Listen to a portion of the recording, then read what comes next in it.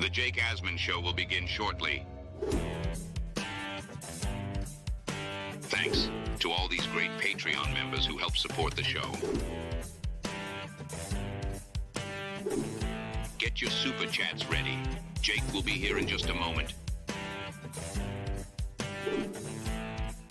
If you love the New York Jets, this is the place to be.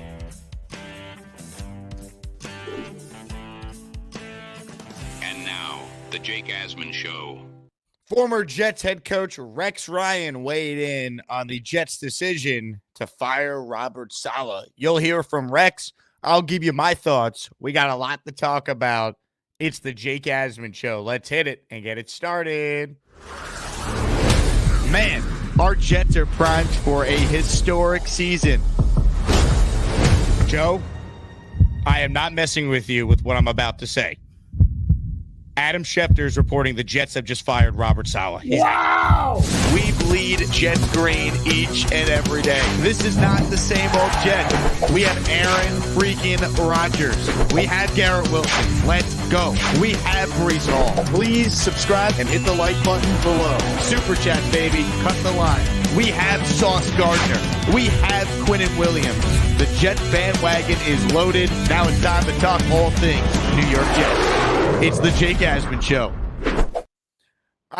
Here we go, Jet fans. Welcome in, everybody. And as the great Tom Ace wrote in the comments, it's Jake Asman hoodie weather outside. That's right, jakeasman.com to get yourself a Jake Asman or Asmaniac hoodie. We're going to have more merch dropping for the fall in the coming weeks, so stay tuned for that. Oh, by the way, let me say this.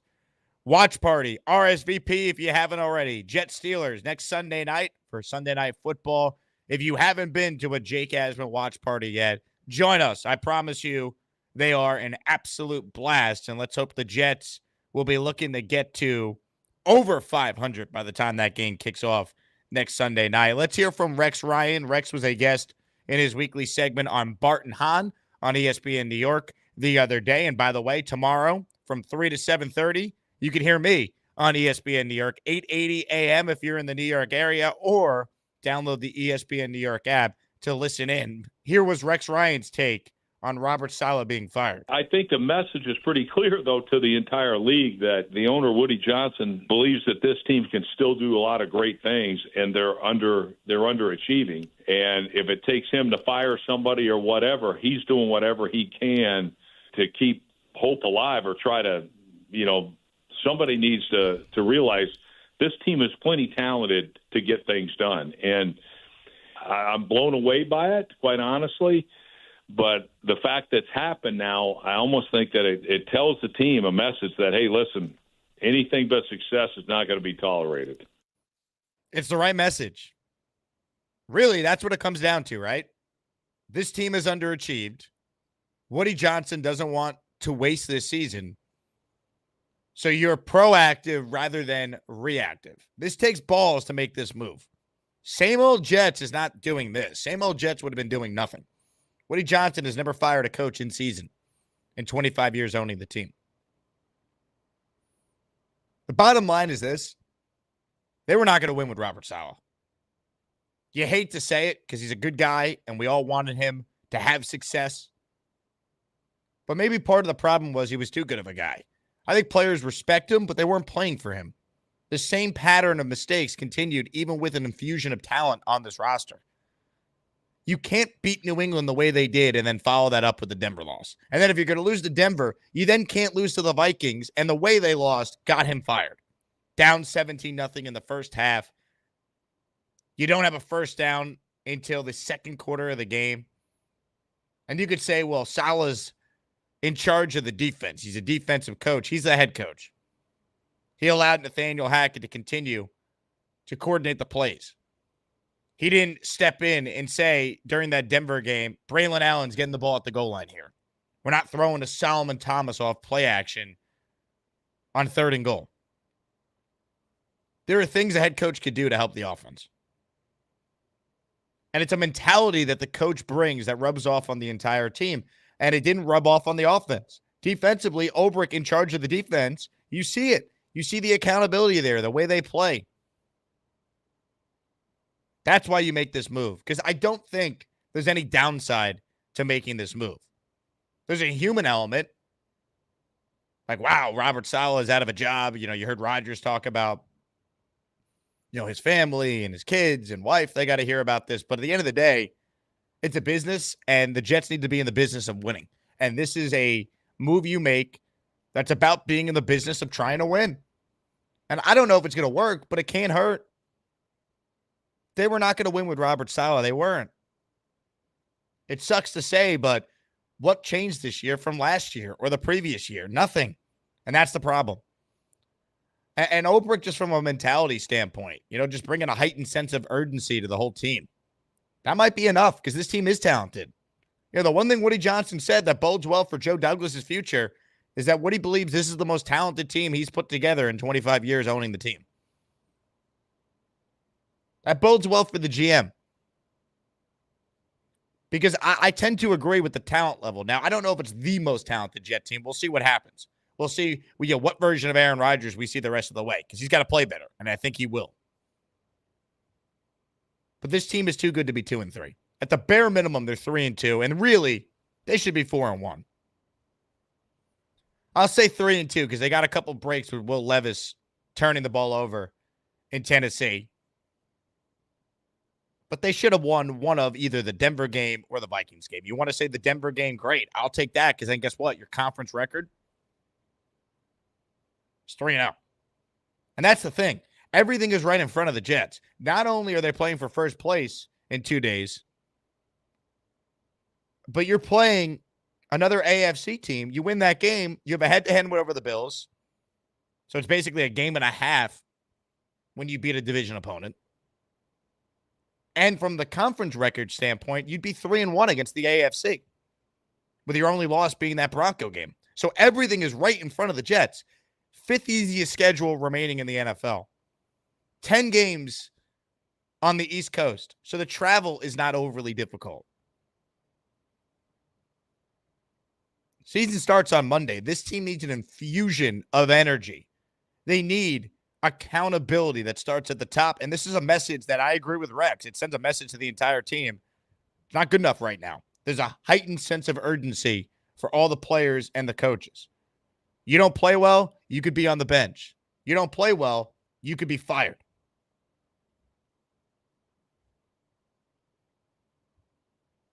There is a heightened sense of urgency now. The schedule coming up for the Jets is not overly difficult. They still have a top 5 defense in every category this year. Don't waste it. You're not asking this offense to be top 10 in the NFL. You're asking this offense to be able to score 23, 24 points, and they should be able to do that. In their wins this year, they did do that.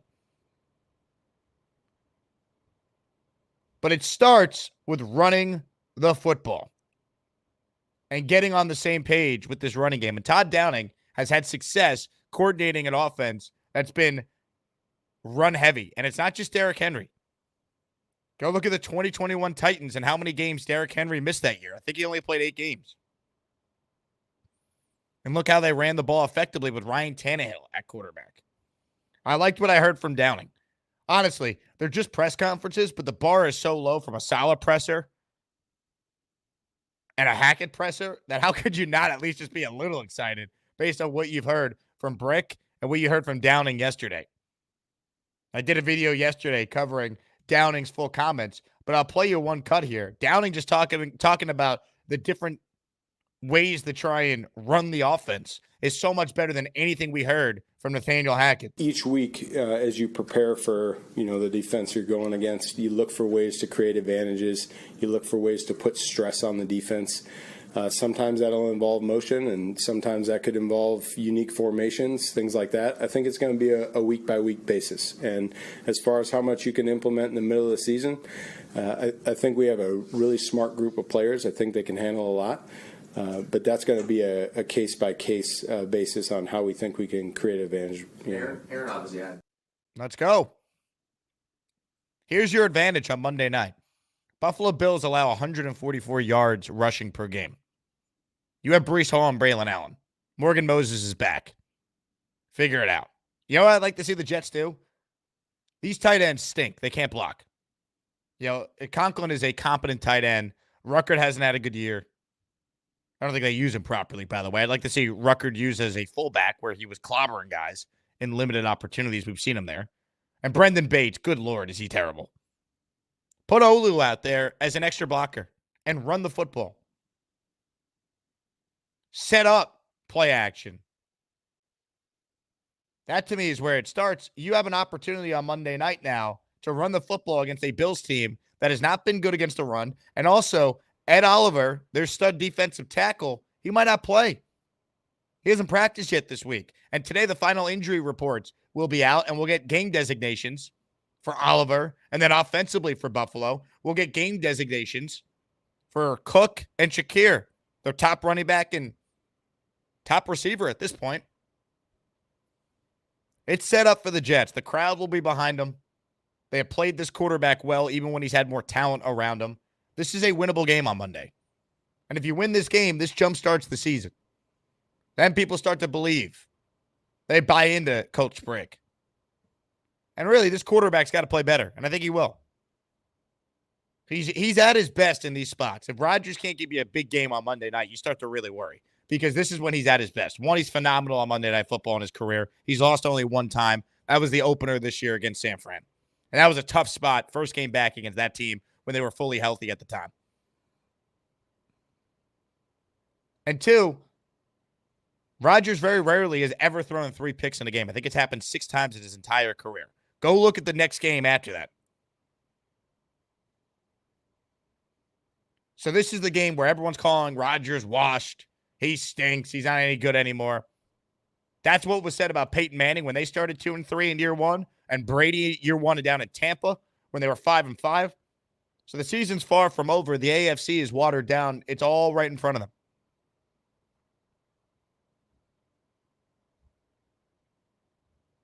They got to get after it. And by the way, Ed Oliver's already been ruled out. So don't even worry about that. Get it done, man. This is the opportunity for the New York Jets to come through. Official designation here from Sean McDermott. Ed Oliver out. James Cook, Khalil Shakir will be limited at practice and questionable for the game. You're playing a banged-up Buffalo Bills team. Find a way to get it done. Comments, questions, super chats. We'll cut the line. Let's get some memberships here on a Saturday program. If you want to become an official Asmaniac, hit that join button and support the show that way. Appreciate everyone out there tuning in here on a Saturday. What a weekend in New York sports. Game 1, NLCS, Mets-Dodgers tomorrow night in L.A. Giants-Bengals Sunday Night Football tomorrow night. Monday night, Game 2, Mets-Dodgers. Game 1, Yankees versus either the Tigers or the Guardians. Jets for first place against Buffalo on Monday night. What a weekend. Joe the Jet with a super chat. Ryan Clark's take on Rodgers is wild. This is what I'm talking about, right? All the haters of Rodgers coming out of the woodwork this week. How does Aaron respond? That's what I'm excited to see because I think he's got a big game on Monday. I do. Ryan Clark, by the way, got cooked by Aaron Rodgers in the Super Bowl, so he's very bitter about that. Go watch those highlights. NYJ Maddie, hit the like. He's right. Hit that like button. Gus Buster hotline is open. If you want to call into the show, the link is pinned to the comment section if you want in on the conversation. Reminder, if you haven't already, to subscribe to the Jake Asman Show on either Apple Podcasts or Spotify if you want the show you're watching live on YouTube right now to be in audio form to take it on the go. Comments, questions, super chats, cut the line. Nick Russo writes in, do we really think with Ulbrich being the only interim head coach that Rex is not in Woody's ear pitching Rex 2.0? Well, Barton Hahn asked Rex about that during the interview. And Rex said he would never want to be an interim, but he would absolutely love to be the head coach again. I look at it like this. I hope Ulbrich does such a good job with this team that he's the guy. But Rex Ryan, if you tell me it's Rex versus some of the other choices that have been floated out there, I think Rex is a better option. We'll see. I'd rather Rex than Belichick. By the way, it is laughable that people think Belichick would ever be the Jet coach. Not going to happen. And he already ripped Woody Johnson the other day on TV when they asked him for his thoughts on the Saleh firing. It's never happening. And by the way, Rex has a higher winning percentage than Belichick does when Belichick doesn't have Brady as his quarterback.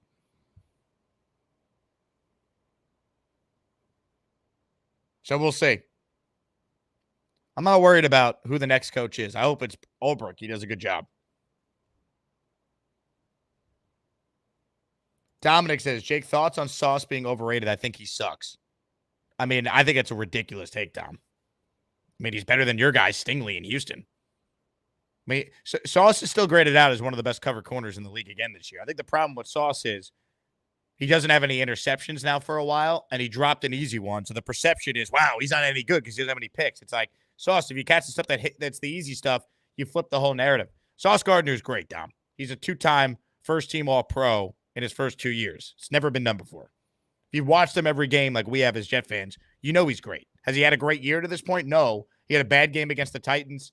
Didn't have a good game against the Vikings in London. But, I mean, the Jets have the number 2 scoring defense this year, and they don't have a great pass rush. Why do you think that is? Because their corners, led by Sauce and DJ Reed, are elite. And Reed's had a great year. So, to say Sauce Gardner sucks, that's kind of crazy. I think Jet fans, and Dom's not a Jet fan, he's a Texans fan, but Jet fans were too quick. We're too quick to just dump our great players and trash them.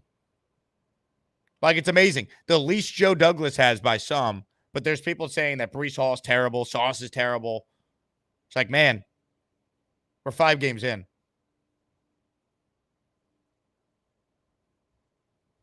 Sauce Gardner is still an elite player. He's got to play better. He's got to catch picks that hit him in the hands. We understand that, but let's not be so quick to dismiss a guy that's a 2-time first-team All-Pro. That's not a fan vote, by the way. It's not like making the Pro Bowl. Quincy Williams was first-team All-Pro last year, didn't make the Pro Bowl. How does that make any sense? That's a fan vote. That's why. Brian with a super chat. Jake, I'll see you at the parade when we win it all. The Yankee parade, Brian, or the Jet parade? Oh, man. No, I hope you're right, brother. Would be quite the story. Ray Jr. writes in, not a Mets or Giants fan, but would love to see New York sweep these next few days. Careful what you wish for. If you're a Yankee fan wanting to see the Mets in the World Series, I want nothing to do with that. No, thank you. Nothing to gain, all to lose if that happens. But I'll tell you what. You tell me New York sweeps, and that includes a Jet win on Monday night, I'll sign for it right now because they need to win Monday night. Everything this team wants to do this season is alive if they win Monday night. Everything. Comments, questions, super chats will cut the line. There is no one on hold right now. So if you want the opportunity to get on the Jake Asman show, the opportunity is there for you. If you want the opportunity to win some money with Odds Jam, then listen up, because Odds Jam is an unbelievable betting software that's going to help you, quite simply, win money. I've been talking about Odds Jam on the show. They're a sports betting software that basically does the hard work for you when it comes to sports betting. They identify profitable betting opportunities by basically taking your location and telling you which sports books are going to give you the best odds to wager on. In real time, they provide betting strategies, including arbitrage betting and positive expected value bets. That's what's called EV bets. And they tell you what to bet on that gives you the best odds. It's that simple. I'm going to do an on-air example once again, because I think once people see it, they're going to be like, wow, why am I not doing this? So here we go. This is what's called arbitrage betting. Basically means you're betting both sides of the bet. And based on the different odds at different sports books, you're guaranteed to win. So as you see on the screen right here, there's a bunch of games here. College football, a bunch of NHL games. You name it, they have it. Let's use Texas, Oklahoma here, Red River rivalry. So I'm in New York. So these are all the legalized New York sports books. Odds Jam is telling me to bet on the Oklahoma over 16.5 team total at bet 105. You're also going to bet the Oklahoma under at Penny and Pinnacle. These are all legal sports books in New York. Tells you, based on what your units are, what to bet. I have 100, so I'm going to put $80 on Oklahoma over at Bet 105, $100 on Oklahoma under at Pinnacle and Penny, and I'm going to win anywhere from $10 to $14 guaranteed. It is that easy. You can do it for hockey as well. You can do it for any sport, really. Islanders playing tonight against the Dallas Stars. It's telling you to do Tyler Seguin over a half at 1bet. That's a legalized sports book in New York. Tyler Seguin under at either BetMGM, Fanatics, or ESPN Bet. Tells you put 80 here, 100 there. You're guaranteed to win between 1091 and 1280. It is that easy. That's what's called arbitrage betting. OddsJam does it for you. If you're interested in basically winning free money, sign up for OddsJam with my promo code Asman and enjoy a 7-day free trial plus 35% off your subscription. Check it out. It is that easy. I've been using OddsJam all week.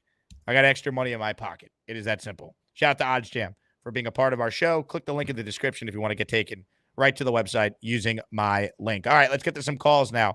Let's go to Michael. He's first up today. What's up, Michael? Hey, how you doing, Jake? I listen to your show all the time. I'm a minor senior citizen, but I think you do a great job. I think a lot of young blood is coming out of you. As a Jet fan, you're really sharp, and you know what you're doing. Thanks, Michael. I really appreciate your show. Okay, here's the main problem that I don't think people really talk about Robert Saleh. Last year, they could have made the playoffs if they would have felt Flacco wanted to come here, and they shut the door on him. He won 3 games with the Browns, right? He did, yeah. Okay, so if he would have won 3 games with us, that puts us in the playoffs. Nobody talks about that. That was the biggest bonehead move that he ever did since he was in New York. Well, here's the question, though, Michael. Is Joe Flacco playing as well as he did with the Jets that he did with the Browns with Nathaniel Hackett as his offensive coordinator? That's a good point. That's the problem, right? Because, yeah, right. like, in theory, I agree with you. Obviously, Flacco would have, in theory, been better than Tim Boyle for sure, or probably Right. Trevor Siemian. But as long as Hackett was still the play caller, which he would have been, Flacco looked awful with the Jets. You know, like he had the one moment against Cleveland. He looked terrible in all the other games. You know, also, it's just amazing how dysfunctional they are. I've been a Jet fan for years. I was at the Dennis Bird game when he got hurt. That's how long I've been there, okay? It's amazing how dysfunctional. You're going to tell me you take the play calling away from Daniel Hackett. You give it to somebody else, but he's still got the title of offensive coordinator. Throw him out of the building behind Saleh. You can't. That's dysfunctional. That Well, makes they gave Hackett the opportunity to leave if he wanted. I mean, you heard what Downing said yesterday about how Hackett's been great and he's super supportive. He has no role. This is his job now. This is Hackett this morning getting the coffee for Aaron and the offensive staff. Like that's the job at this point. Like Hackett could stick around, right?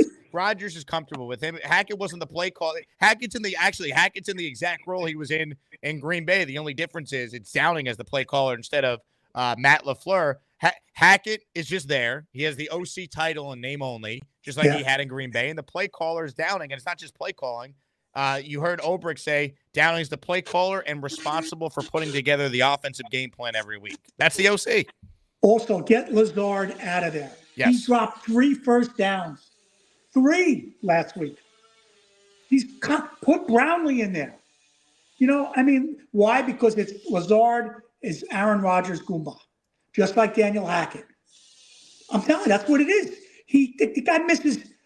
He misses more than he catches. If he would have caught one of those first downs, who knows? It could have been a whole different scenario. Same thing the week before. You know, they're at the 1 yard line, and you're kicking a field goal. Mm-hmm. What the hell are they doing? You know, at that point, you got to give the rock to Aaron Rodgers and say, look, you call the play when you're that close. Tell me what you think is going to work.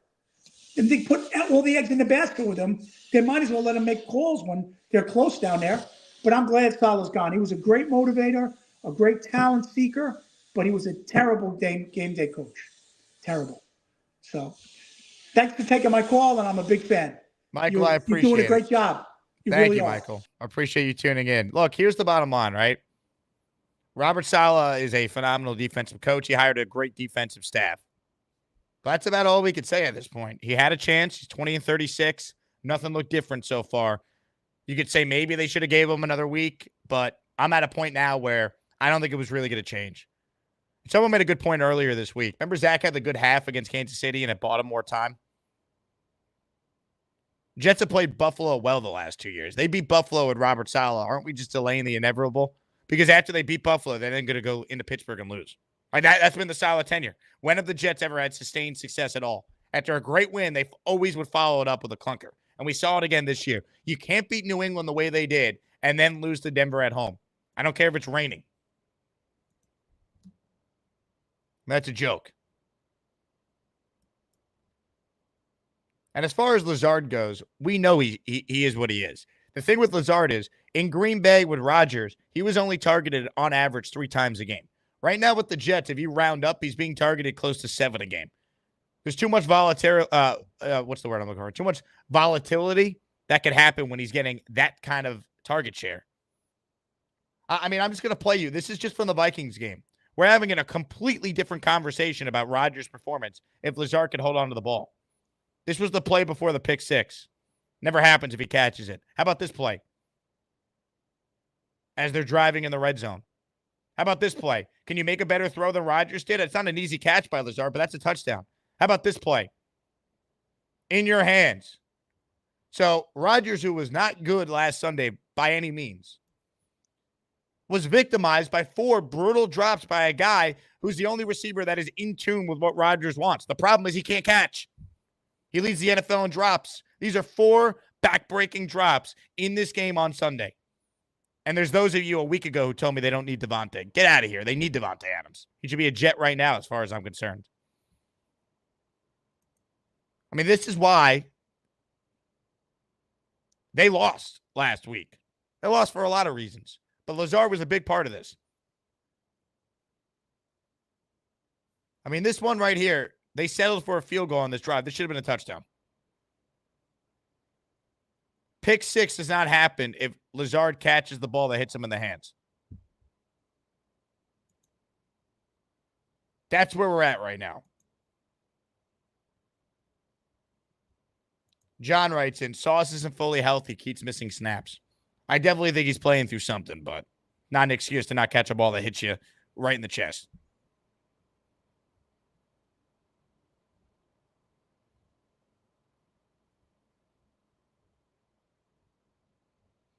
Comments, questions, super chats will cut the line. Who's going to make it rain? No one has gifted a membership yet, but it's coming, folks. It always does.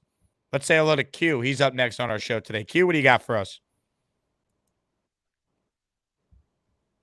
Yo, Q? Jay, can you hear me? My internet's kind of spudding out. I hear you.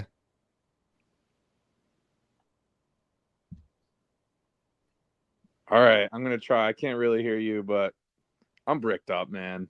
I'm bricked up. I'm a new listener. The energy has been phenomenal.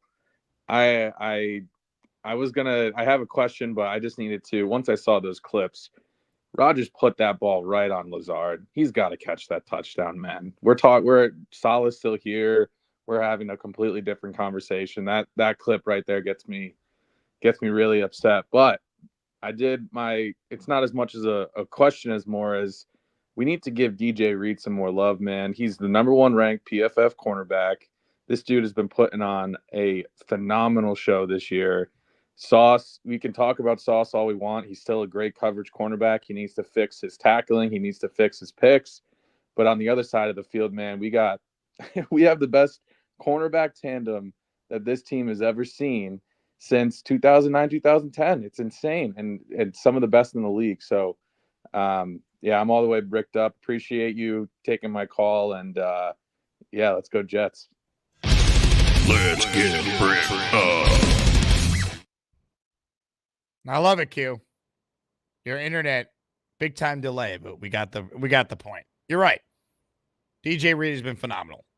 He's a big reason why this defense has remained elite despite less talent on it than they've had because of the D-line depth not being where it's been. No Reddick, no Jermaine Johnson, no Huff, no JFM, and they're finding a way. Guys just have to play better, though, starting Monday. You hope the fire Saleh, the firing of Saleh is the wake-up call this team needs. Because once again, Alan Lazard catches the ball, they maybe win this game on Sunday. Like, it's a couple plays here or there against Denver and Minnesota why they've lost the last 2 weeks. They're better than 2-3. Anyone who could watch this team knows that too. Like, seriously, this is a bad game from Rodgers. And look at some of these throws, man. He still has it. This idea that Aaron Rodgers is washed, you're not paying attention. You're not watching the film. Has he been great these last 2 games? Obviously not, but it goes beyond just the stats. Watch the film. Zach Wilson is never making these throws. He's not. The problem is the team around Aaron Rodgers has not done it's held up its end of the bargain. And last year, Zach had a running game at the beginning of the year. Rodgers had 0 running game in most of these games. I mean, that throw is phenomenal. Catch the ball. Rodgers also banged up, too. They have to protect him better. Have to. John says, go to the second Lazard drop. Watch John Simpson.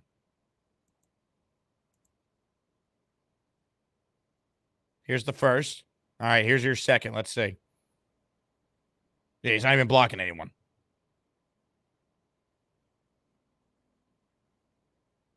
It's just... So it's tough to watch this, man. Get Devontae Adams. And use Mike Williams more.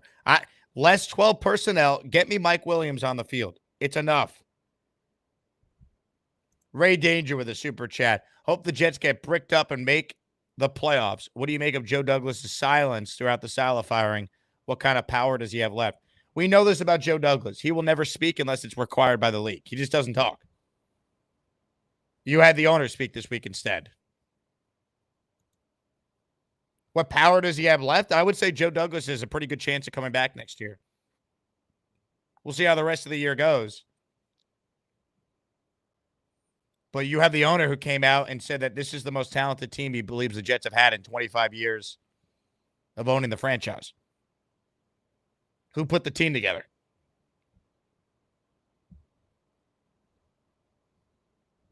That's why.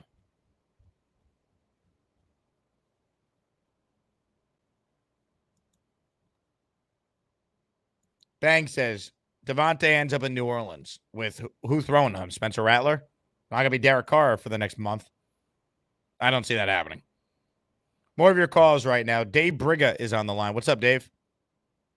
Good morning, Jake. How are you? Hey, Dave. All the preseason optimism is just going down the toilet.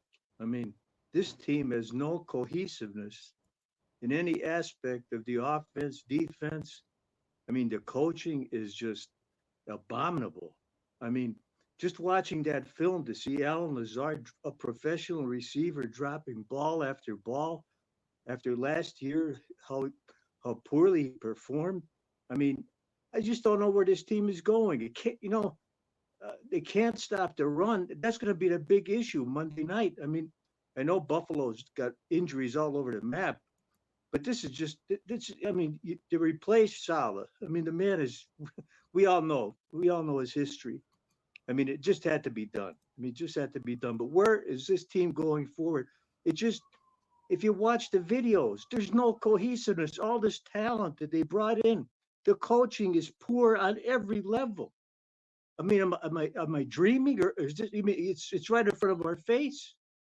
I mean, Saleh's been around. Dave, let me ask you this: the defense is well coached. The defense has remained elite. No, it's not well coached. It's not well coached. You show those videos, the holes. I mean, teams are running right up the middle, like they're gashing them. Not really. Dave, they're 14th against the run this year, second against the pass. They have a top 5 defense in yards and scoring so far. Okay, situationally, they always fail, don't they? Am I correct or I mean, not correct? They gave up 16 points against a Vikings offense that was number 1 in the league last week. I understand, in certain aspects, yes, but I mean, what do you mean in certain aspects? They lost 10-9 to the Broncos. They gave up 3 against New England. This is not a defensive problem. That's why Ulbricht's the interim head coach, because he's been their best coach. Now it's on, can this offense wake up? Everything you say about the team is correct offensively, but that's why you make this move now when you're 2-3 instead of you're 2-5. They win Monday night, Dave. They're in first place. Well, it's just we hope that happens, right? We hope that comes to fruition. For sure, but you talked about all the optimism waning, and you're right, but isn't the whole point why you make this move now? Because you're trying to spark your team? Yeah, the move had to be made. Yes, there's no question about that. I mean, there's no question. I mean, this guy was horrible. I mean, he didn't even appear. He didn't act like a head coach. He didn't, we all know. I don't like to be redundant. We all know it. We saw what was in our faces, correct? I mean, did he deserve to be? Yes, he did. It was a move that you rather make now than waiting till after the game Monday or the Steeler game. Like, doing it now showed some balls by Woody Johnson. Okay, now going back to the defense. Now, they left themselves open in the run game. You think this leaky Fotu is going to help any? I would hope. I mean, I don't think they're as bad against the run as you're talking about. They're 14th in the NFL. They're an average run defense. Well, but they're not the same as last year, where they were able to stop the runs in big situations. Now, when we all know when Al Woods went down, and I go over this time and time again, the defense just after that point, the run game, they're being gashed. They're still being gashed situationally, and we know Saleh never adjusted. And I hope Ulbricht, who is the defensive coordinator, is able to make those decisions now of adjusting, because that wide 9 never worked. And especially we don't have the guys on the edge now. So, I mean, it never worked. You had to make situations. If you listen to Bill Belichick try to explain defense, he'll even tell you that, okay? Everybody doesn't like Belichick. We know that, okay? But the man knows defense. And he'll tell you that this wide 9 does not work in every aspect, okay? I'm not a football guy, but I can see things in my face. Why they don't adjust? Why is this happen? Why Dave, did they always? Dave, yeah. I think your anger is directed at the wrong unit on the team. The Jets are second in total defense. They're 5th in scoring. They're second against the pass and 14th against the run. They have given the offense every chance to win these last 2 games, and they have dropped the ball. Yeah, right. But that's the bigger problem. So focus your energy on that, Dave. Why criticize the offense? I criticize everything, in totality, not just one aspect. Right, but that's why they fired the coach. That's why they're trying to spark this team. That's why they got rid of Hackett as the play caller. Like I don't know what more you want them to do at this point. I think they've done the right moves now. I don't know if it's going to work, but at least they're trying it rather than doing same old Jets do nothing and allow the season to go up in flames. Well, until they start winning, it will be the same old Jets. So we want to see the proof. Right. Okay, but I can't fast forward to Monday night. I'm reacting in real time to what they've done this week. I don't want to be Joe B, but this is getting ridiculous. They bring in all the talent, and there's no cohesion. Right, and Joe B is on board with this move. Oh no, I don't understand that. I mean, yes, but I mean, I don't want to become negative like that. Like he's, I don't want to be negative. And we came into the season with it being positive, but now it's all come. So okay. My question is this: Do you believe that Ulbricht will make adjustments and then this Hackett deal, the guy should be gone. And because they got to protect Rodgers. That's the other thing. The man he's going to get killed. He's going to get killed. He won't be able to play another game if he gets torn up like that Minnesota game where he bent backwards in half. I mean, he's not this. You could see it. I mean, the body, Father Time is going to get to everybody, and you take those hits. It's Father Time's going to come this game.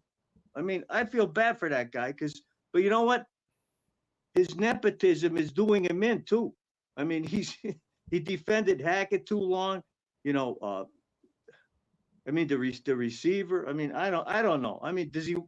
I mean, if he wants to be run the show, I mean, just stick your nose and say I'm running the show. I mean, because I don't know. It's very discouraging, Jake. Very discouraging. Dave, I feel like your take is they've made changes already. Like they already replaced the offensive coordinator. They already replaced the head coach. We'll see what it looks like on Monday night. They're playing for first place on Monday night, as bad as the last 2 games has been against a team they've beaten. Right. It's all, we all thought it was going to be different, Jake, this year. You know what I mean? Yeah, but that's it still can be. Like the I know. Jets I wouldn't be hope the so. first team to go from 2-3 to the playoffs. Like it happens all the time. Right.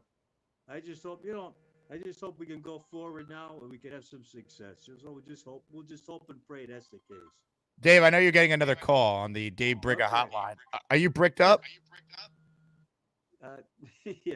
I'm hoping. Let's get bricked up. Like, Dave, geez, I get your criticisms, but like everything you're criticizing, they're trying to do different this week. Robert Saleh was fired. Nathaniel Hackett was as close to being fired as you could be. He has an undisclosed role with the offense. What do you think that means?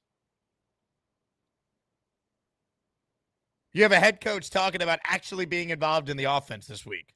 Right. No, I definitely want to have an influence there as well. So I'm gonna really look hard at this week and how I can find those places to infuse my personality into that side of the ball. From a strategic or from a schematic standpoint, I don't know if there'll be a ton of input, but as far as style of play, absolutely. The way this thing looks on Monday night. I'm hopeful that I can infuse that into them. Is there something about Todd's? If he takes the energy that the defense plays with, and some of that rubs off on the offense, they're not that far away from winning some of these games. As bad as the Jets have looked the last 2 weeks, they've had the ball in the hands of the offense with a chance to win the game twice. And that's what playing about as piss poor as you could play. So I'm choosing to be optimistic until we're out of time, which we're not. It's 2-3. It's not 0-4. Have you seen the AFC this year? There's maybe 3 legit teams in the conference right now. Kansas City, Baltimore, and Houston. Everything's still in front of the Jets. But, Dave, your criticism of the defense, man, this is not the week. They've given up 2 touchdowns and 29 total points in the last 3 games, and they lost 2 of the 3 games. This is not on the defense. They're second in yards and 5th in scoring. Yeah. Against the run, they're average. They're 14th. But you know what? You could live with that because we're not talking about this if the offense is just average. This sounds like last year. That's why they made the move. How many times last year they just had an average offense, they win? That's why they made this move now. That's why Woody showed some balls here doing it because it wasn't changing with Saleh. He got every opportunity. You could say, it's too soon. I don't know about that. I'd rather be early than late with this because there's too much talent on this team. Bang writes in, Derek Carr is not out for the year and will play beyond 2025, unlike AR in New York, who will throw the ball to Adams in 2025. Jordan Travis, come on. You think, honestly, Bang Mateo, that Devontae Adams, who's 32, is thinking about beyond 2025 right now? No. He's thinking about which team gives him the best chance to win this year. And he would prefer to play with the Jets over any other team based on multiple reports. So I'm not buying the Saints. Bang Mateo. I'm Bang Mateo. Get the bleep out of here with beyond 2025. The Jet window's this year and maybe next year, depending on how this year goes. Devontae would help. Get him. Proud NYJ fan. What's up, Big Shine? Oliver out. Morgan Moses back. Huge run game on Monday night. It better be. Buffalo allows an average of 144 yards per game rushing. Run the football. Every team in the league would trade their backfield for the Jets' backfield. Yet the Jets can't figure out how to run the football. They're dead last in the league. That's on Nathaniel Hackett. That's on Keith Carter. Let's hope Downing, who's had success with a run-heavy offense and 2 different stops, can now get this offense going running the football. Because if Aaron Rodgers ever has to throw 54 times again, he's going to get killed. I don't care how good your O-line is. If your quarterback is throwing that many times, he's going to get hit. You know what's great about running the ball? Your quarterback doesn't get hit on a running play. Rex Ryan's talked about that before. He's right. Listen writes in, Joe Douglas did build this team, but he also chose the head coach. We're on the right track now, but if Woody doesn't like his next move, I think it might be his last season. Look, if this team goes 7-10 or 8-9, Douglas might be gone. But I think Douglas has a better chance to stay than maybe we thought if they miss the playoffs because of what he said about the team being talented. But we'll see how it looks the rest of the way. NY Jets DH. Fotu should give a boost to the run D. Either way, Jets win. F Buffalo LFG. Win on Monday night, man. Let's go. Let's get bricked up. Oh, man. Nick Shine writes in. Thoughts on the 2026 Jets draft? He stinks. Yep. 1, 2, 3. You're fired. Suck it, truthers. Shout out to you, Nick Shine. Oh, good God, man. More of your calls right now. Let's say hello to the always positive Peter Castro. Hello, Peter. Hello, Jake. How are you?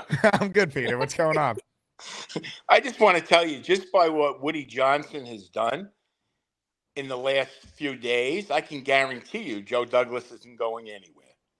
All right. He took front stage on getting rid of Stoller, and you haven't heard a word from Joe Douglas. He told you how great the roster is.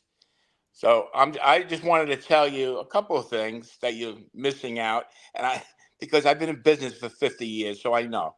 Joe Douglas is going nowhere. I'll guarantee it. He's going to give your Brick a chance. Hopefully he does good. I think Brick will be okay. I hope the team takes on a little bit of his personality, because he's a lot more nastier than Saleh. So I think that's a good thing. And as far as our defense goes, our defense is fine, other than the fact that Sauce Gardner needs some coaching, some extra coaching, because if you watch the film of him, He needs the jugs machine is what he needs. he is a great cover guy. He can't catch. He can't tackle. He doesn't turn around. And now teams are running at him and pushing him 40 yards down the field. And he just watches the guy run by him. I mean, come on. Look, This guy's supposed to be. he's not a great tackler, right? He's not Revis in that regard. Dion wasn't either. You know what I mean? Like, but Sauce, for what he is obviously an outstanding player who's had a couple rough moments this year, and what has still been, by the way, statistically and like all the coverage stuff, a great cover corner season. He is a good cover, but he can't catch, and he runs away from tackles. I've seen it 100 times already. He's got to catch. I mean, that's the biggest thing. Like a lot of elite corners aren't great tacklers. Like that's what made Previous, I thought, maybe the greatest ever in his prime. He was an elite tackler, and he was obviously the best cover corner I've ever seen in my lifetime. Now, you remember I told you in the beginning that this coaching staff stinks? You did, yes. Okay, so 2 of them are gone. 2 of them are gone already, and I really hope that Brick works out. I really do. I hope he works out. I hope he has we have a great season. We run off 6-7 in a row. I don't know if that's going to happen, but I'm almost to the point where I think that Saleh was so bad that they took on his personality during the week and during the game, and the team didn't start playing until the third or fourth quarter for some reason, and he's still on the sidelines with that dunsified look on his face. I think you're going to see a difference. I'm really hoping that we're going to see a difference. But I'll tell you Tuesday what I really think.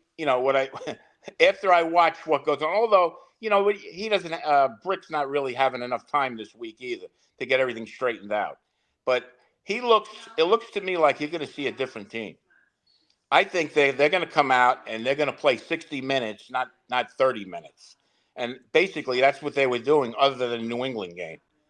Even when they came out against Denver, I mean, I was there. I was like, are you kidding me or what? I mean, come on. We're 100 times better than Denver, and we can't move the ball. And it was just very flat atmosphere. There was no juice. No juice in the offense, no juice in the defense, like a dead team. But I think that's why they're doing it now. Team. I don't know if it's going to work, but it can't be worse is my big thing. Like, there's no way this team got worse by making this move. And if anything, I think the arrow is only up when you change the play caller, which was the bigger issue than even Saleh. I think we're being objective. Now, truthfully, what is Hackett doing? You know what he's doing? He got coffee this morning for the boys. He's bringing coffee for Saleh. Yeah, look, he's very good, man. I mean, nobody can execute the coffee delivery better than Nate Hackett. Well, after watching this offensive line and the play calling, how about a few, just a little trickery once in a while? I mean, in the Minnesota game, all they had to do is give the ball to Garrett Wilson, let him run around and throw a pass down the field, and they would have won the game. A little trickery once in a while wouldn't hurt. But the one time he tried trickery with Garrett Wilson was right after Garrett Wilson had an injured elbow, and I'm watching him sitting next to Bonesy in Vegas go like this, clearly in pain, and then they call a pass play for Garrett Wilson. Ridiculous. I agree. But I just wanted to tell you, Joe Douglas is going nowhere. I guarantee it. He's not – what's his name? Woody Johnson loves him. And you know what? He did create a good roster. He made a couple of big mistakes with Beckham and Zach Wilson and now with Reddick. But, Reddick's a head case, so there's nothing you can do about it. I mean, there's something wrong with this guy. Yeah, he's a moron. There's no other way to say it. There's no defending Hassan Reddick, and his own agents think he's dumb as rocks. But Jake, I just want to tell you, I love you. You're doing a great job. I'm proud of you. Keep going. You're on the Fan. You're on everything. They're talking ESPN about New York. Don't plug the Fan. ESPN New York, baby. Tomorrow, I need you to call in, Peter Castro. I'll be on from 4 to 7:30 before the Met game. You're on all over the place. You're I love famous. Everybody's talking about Jake Asman. I knew it. Peter, you're the man. I appreciate you, buddy. Great to hear from the great Peter Castro. Peter, you might need to give another, $500 super chat, though. Let me be honest with you, because let's be real. Lazard looked good the first couple games of the year, and now he's Alan Lazard again. He's last year's Lazard. I think only Peter Castro could revive Lazard. Does he have a pulse? That was what Peter Castro asked in June. In the first couple games, he looked like, all right, pretty good. Caught the touchdown against the Niners. Wasn't horrible against the Titans. He had his moment against New England where the first quarter he was taking over the game. I think Peter Castro's got to save Lazard. Like last time. Bang says Las Vegas has New Orleans, the favorites for Adams. I don't care. I don't think he's going to the Saints. And what odds are you looking at for that? There's a million different books. Ladies and gentlemen, if you're just tuning in, please consider joining the Patreon. Get in the Discord. Interact with us there. You get access to our Discord by going to patreon.com/Jake Asman Show. If you sign up for the full year, by the way, on Patreon, you save 15%. It's just $5 a month, so it's less than a cup of coffee. Great way to support me and the growing community we have here.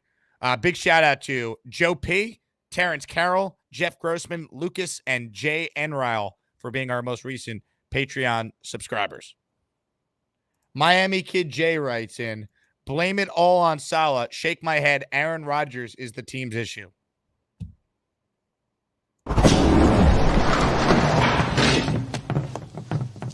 Now look what you've done. No more protection from the Asmaniacs. Had to pull you out of the chat and cast you down with the Sodomites. Some time in here will feel like you've been run over by the lane train. You understand me? You catch my drift? Give him another 24 hours to think about it.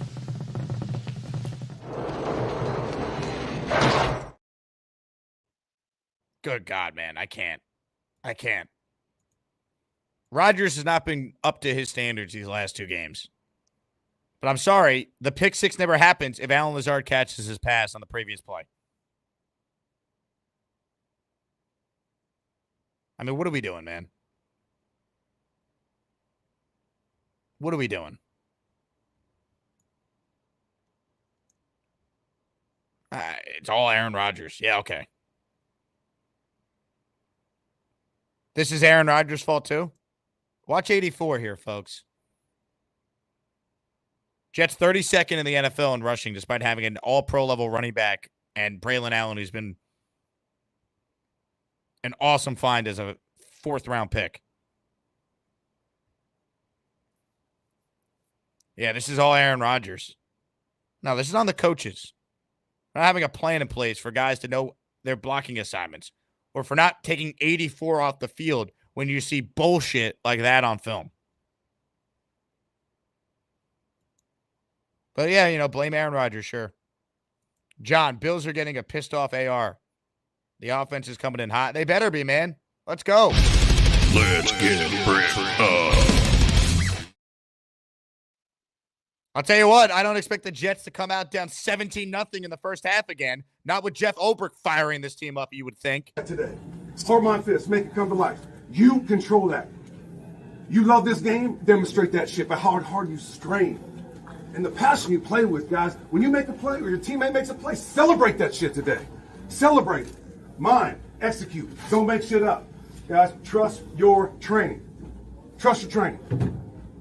And then fist. In the fourth quarter, these flinch and they tap on us. Remember this, guys. A teammate, I'll die for. My brother, I'll kill for. Let's kill for today. Let's break this down. Let's go. Let's go, boys. Let's go. Kill on 3. 1, 2, 3. Kill. Yeah. Let's go, man. Let's say hello to Daniel Beware, who's next on the Gusbuster hotline. Before I bring him on, if you're one of the 600 people watching live right now and you haven't subscribed to the Jake Asman Show, where we talk Jets every day, 365 days a year, you're missing out. Please click that subscribe button and like this video. Daniel Beware, you're next. What's up, Daniel? Hello, Jake. Do you hear me? I hear you. Hey, hello. Well, I just want to talk about that we as Jets fans, we like to be so pessimistic about the income that we're having right now. So I will ask for all the Jets fans that cheer up his spirits. And also, I mean, we were asking for the Saleh head. We got it. And also we still find ways to making comments about what Woody should be doing as a owner. We make the changes on the coaching staff, and also we are changing the play calling to the offensive side. So I don't know what more we can ask for us as a Jets fans. And I really wish like Downing make some plays for G. Wilson, trying to fit more the ball to our playmakers, recalling that 1 yard line play that we had. I mean, we were willing to throw the ball to, I think it was Thomas on the goal line. So it doesn't have much sense about it. So I hopefully wish that we have a very healthy offensive plan for this game. And also, if we lose on Monday, I really, really want to all the Jets fans to do not be on panic mode. Is that a rooster behind you? What? Is that a rooster behind you that I just heard? Yeah, that's my rooster. Where are you calling us from? I'm from Mexico, man. Wow. Are you in Mexico right now? Yeah. There's a real. You said that's your pet rooster? Yeah, I have many roosters. I have like 3 roosters and like 5 chickens. No way. What do you do for a living? Are you a farmer? Nah, I'm not. I am an insurance seller. So yeah, it happens that I have a big house with a pretty big backyard. So we like to eat some organic eggs. So that's why we have the rooster and the chickens. That's amazing. What are their names? Well, the name of one is Bradley. It's one. And we have another one called Alasraki, and the other one is called Pedro. So, I love it. Yeah, man. How'd you become a Jet fan? Well, I was starting to play in the bantam category of football, of American football here, and it happens to be on the 2009 year. So it was Mark Sanchez at quarterback. We have Mexican descent. Mangold. It makes sense. Yeah. We have Mangold, and we have Santonio Holmes. We have a pretty good roster, and I mean, it was everything about that year. So I make myself fan of the Jets, and since then I haven't changed, man. I've been through the ups and downs and suffer with along with you guys. It's really tough. I don't know if I can withstand another rebuilding mode. I'm seriously, man. I mean, everyone here in Mexico are rooting for the winning teams, like the Patriots when it was ready, and Mahomes when right now when they are like every year's winning championships. And I'm just like wishing this really is the year for us to be winning at least the division and maybe the American Conference championships. But that's pretty much it. So, uh, uh, getting back into what I was saying, if we lose on Monday, Jake, I request to all the Jets fans to please behold the panic mode. Don't start with wanting to trade Brees Hall and G. Wilson and Sauce because they are already our building blocks. So you cannot get into the panic mode and say, "Oh, Brees didn't get a rushing touchdown. We should start to look up for a trading so we can start to rebuild in the next year and hire Mike Rabel or Ben Johnson." I mean, dudes, there's still a lot of football to be played. You cannot get into the panic mode and searching for who will be the head coach of the next year. We have to be together and through thick and well, trusting the team. They are making the move in the coaching staff, trying to make this work out, and it's just matter of watching the games and trying to see if this is going to be our year or not. But geez, man, Jets fans are it's like a roller coaster, like ups and downs. We win and we are a playoff team contender. We are going to the Super Bowl. We lose and we are asking for heads. We are asking for training our building blocks. It's tough, man. I'm trying to keep myself sane in this season. I love it. I love the positivity. Now, let me ask you this, Daniel. Are you or your Roosters, or maybe both, are you guys bricked up? Dude, we are breaked up. We are Yeah, fucking baby. breaked up. Let's go, Daniel. Let's get bricked up. What a call. Daniel down in Mexico with the Roosters going crazy.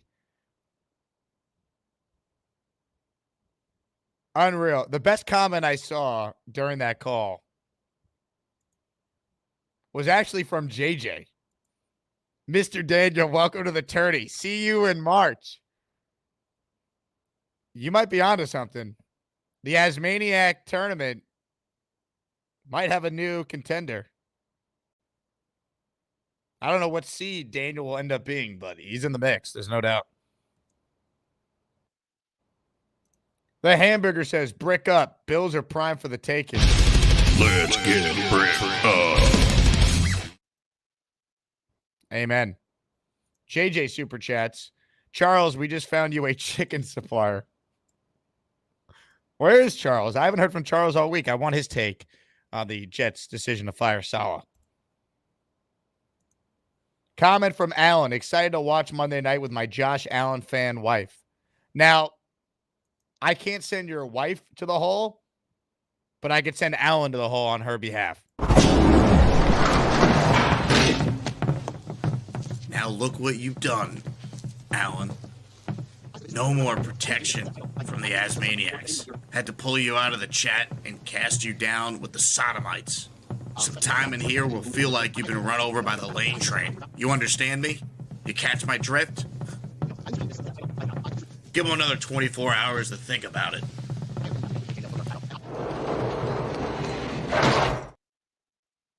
We'll put Alan in there for 5 minutes. We won't give him the full 24 hours. Or maybe I'll change my mind because I'm a dictator. I'll do what I want. Ladies and gentlemen, more calls right now. Let's say hello to JJ on the line. Hello, JJ. What's up? What's up? This is what I want to see immediately. I want to see Charles Kinglowski and Charles' mom on a flight to Mexico. They go to Daniel's farm, and Charles' mom makes the chicken soup live at the farm, and we have you go down there and document the whole thing, and then you could put it on the Patreon or something to get some more subscribers and all that good stuff. What do you think? I'll get right on that. Absolutely. I'm telling you, man. Real quick. So as you can see, I say JD is next because real question, who do you think was more responsible for the Nathaniel Hackett hiring? Saleh or Joe Douglas? Who do you think wanted Saleh. Hackett? You Saleh. really think? I do. Really? Yeah. Saleh also made the comments that he would have hired Hackett even if it meant they weren't going to get Rodgers. Okay, well, in that case, never mind. If that's the case, then yeah, he definitely.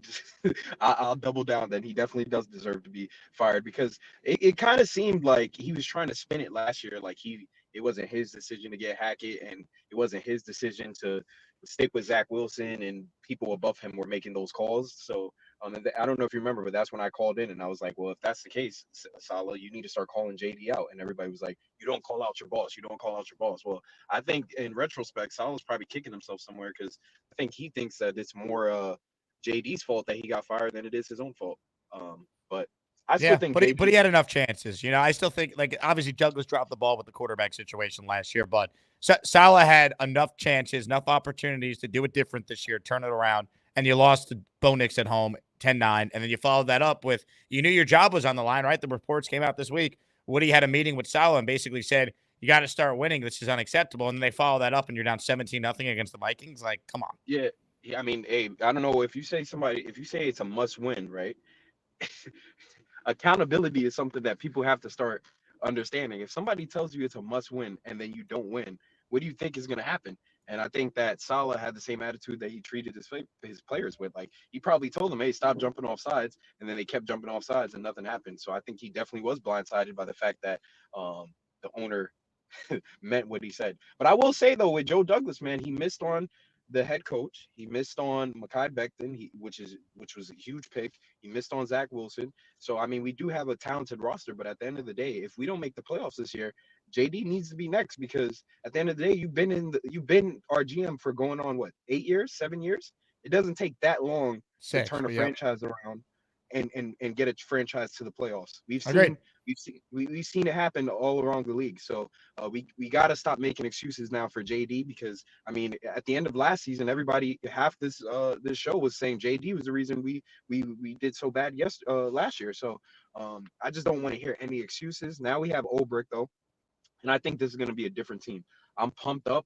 I think we're going to come out and we're going to start fast. I think we're going to be a lot more disciplined. And at the very least, if we are just a more disciplined team and we're not getting silly offensive penalties, I mean, how many more points could we have scored in all these games? Just drive-killing penalties. Defense makes a huge stop, and then we get a roughing the passer that extends the drive. Like, just being a more well-coached, disciplined team is going to make a huge difference. And I think this is exactly what we needed as a franchise. At first, I was a little hesitant because I'm like, do I really want Olbrich to take over? But at the end of the day, man, he's been calling the plays on the defense the whole time. So it's not like we're losing anything with Saleh being gone. The only thing I want to see is the offense come out and be aggressive and take the personality of the defense and punch people in the mouth because we've been soft. I don't know. It's just been bad. So I'm excited. I think we're going to beat Buffalo. The only negative thing about that game is it's on a Monday night. I wish it was Sunday tomorrow at 1:00 because I'm excited. I can't wait. Like, I feel like we're going to go out there and destroy them. So God, I hope you're right. Nice to see you positive, JJ. I don't know. I told you it was.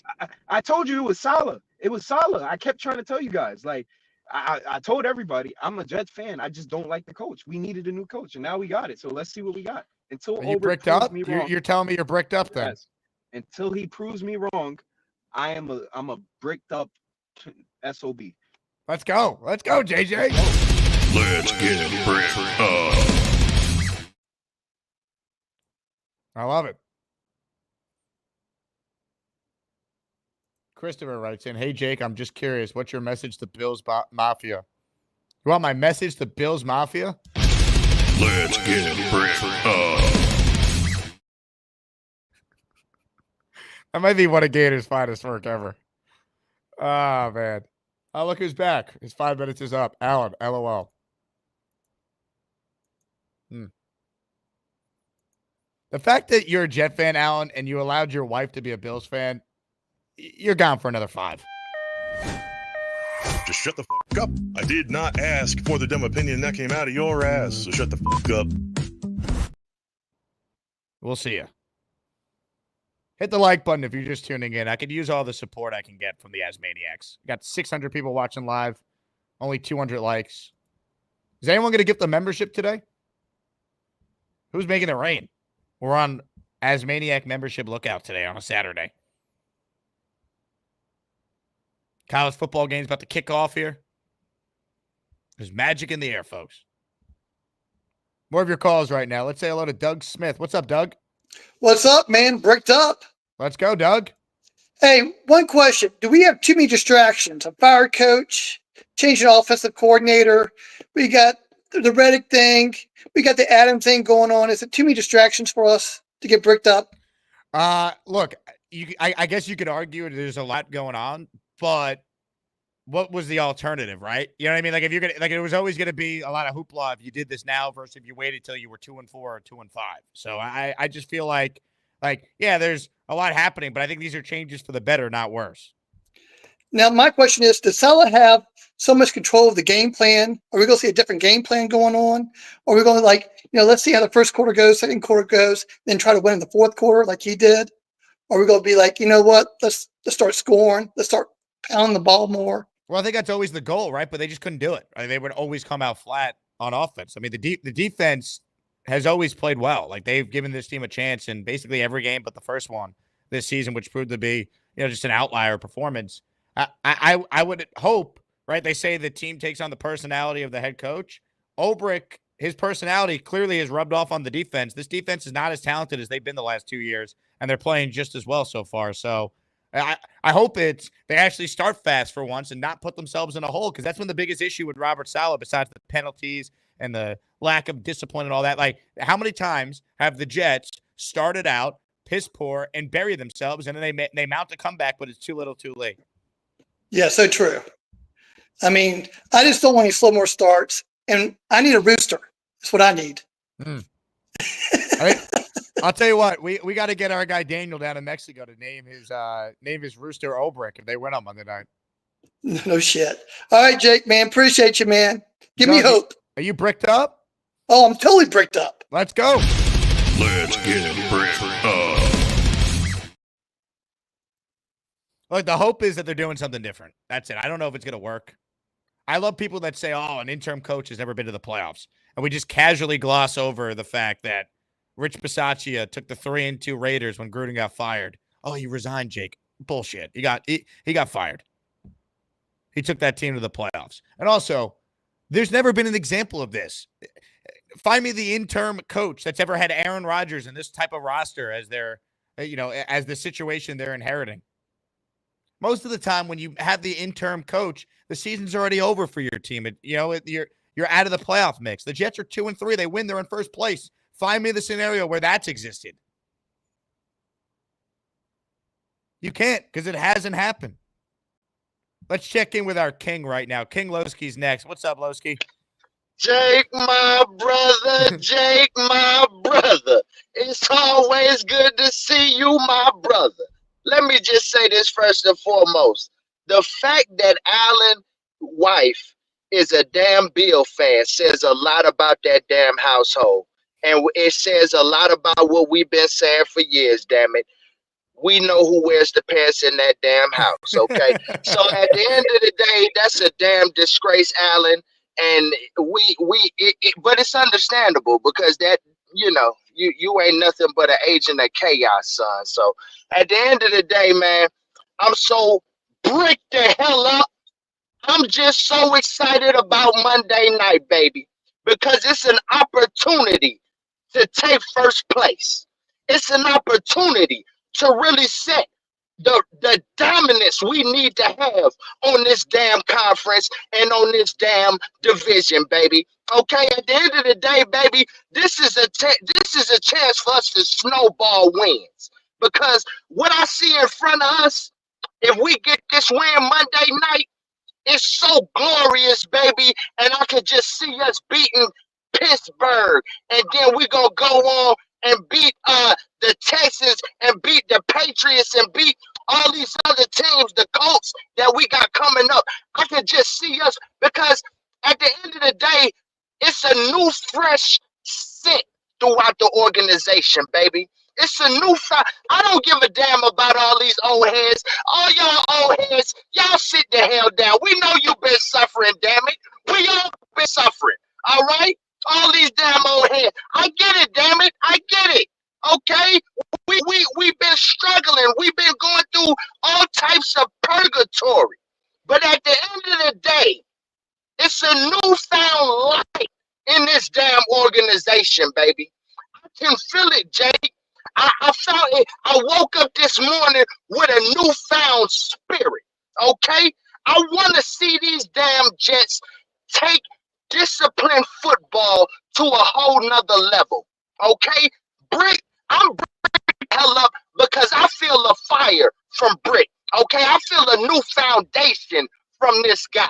Okay? This guy's gonna bring something new to this day. I want to see a new damn creativity in the damn run game first and foremost. That's what I want to see.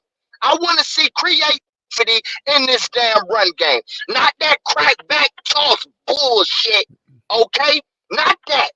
I want to see some damn stretches. You put that extra lineman out there and you do some stretches on Tyron Smith's side. And when Morgan Moses come back, you put that damn extra lineman on that side and you do a stretch to that side too. Okay? That's what I want to see, baby. I want to see some damn play action. Aaron Rodgers being the same damn Aaron Rodgers he been for years. I don't want to hear nothing. This team is still primed and ready to make a playoff push and make a damn Super Bowl. All we got to do is play some damn disciplined freaking football, okay? And then we can go some damn places. Now let's go, baby, because I'm bricked up and I hope you bricked up too.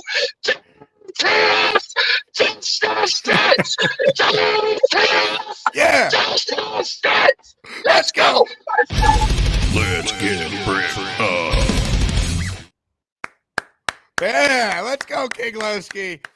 Fire me up. Fire up the Asmaniacs. Let's go. One more time. Let's get bricked up. Let's go. Let's go. Amen.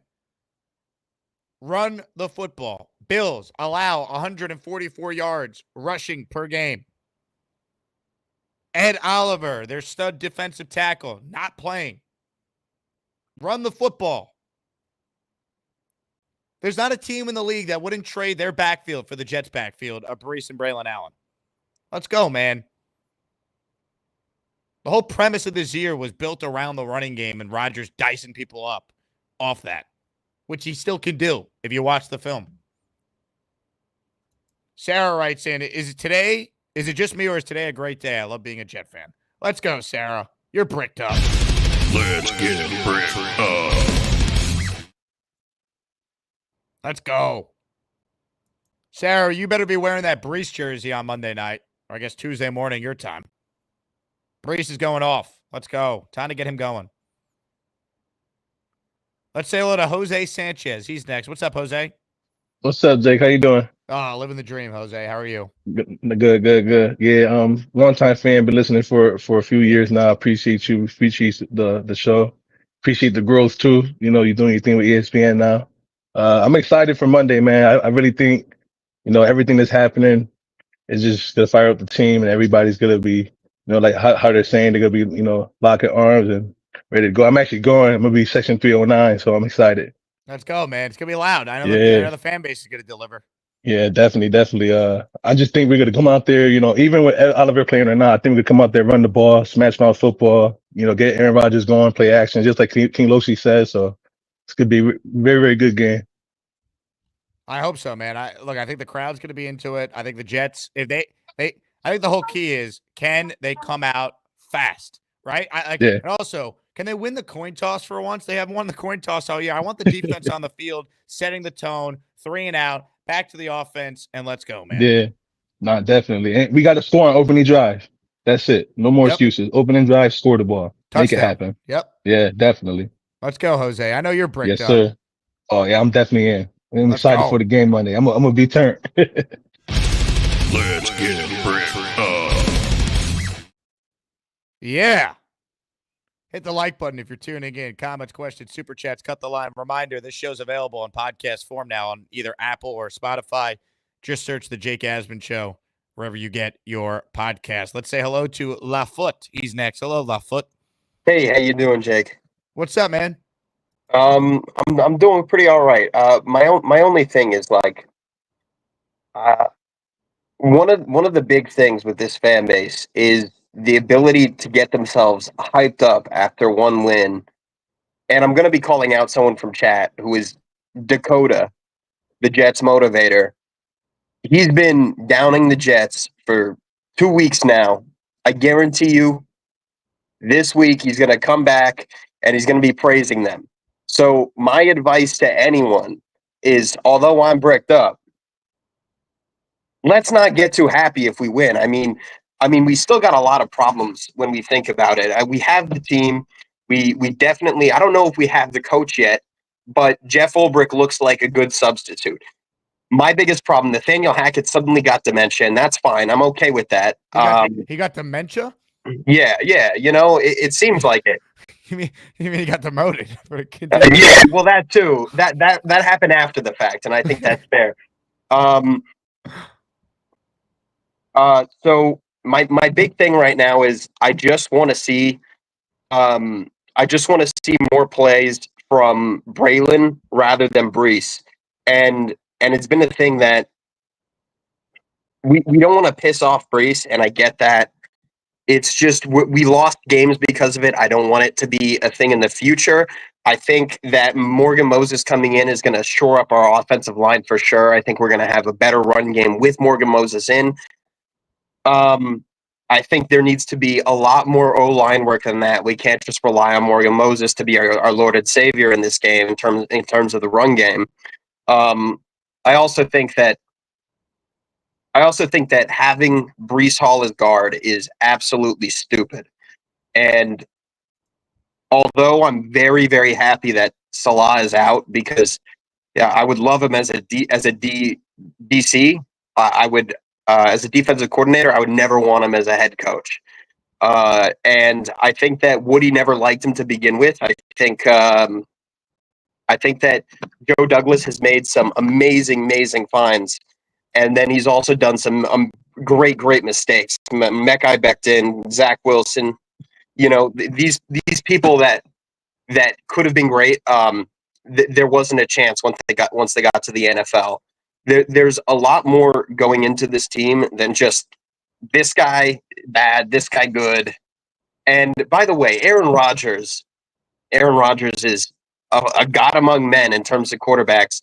And the disrespect from Jets fans, who should be the people bowing to him right now, and what star quarterback would want to finish out their career on the Jets with the reputation the Jets have for destroying quarterbacks' careers?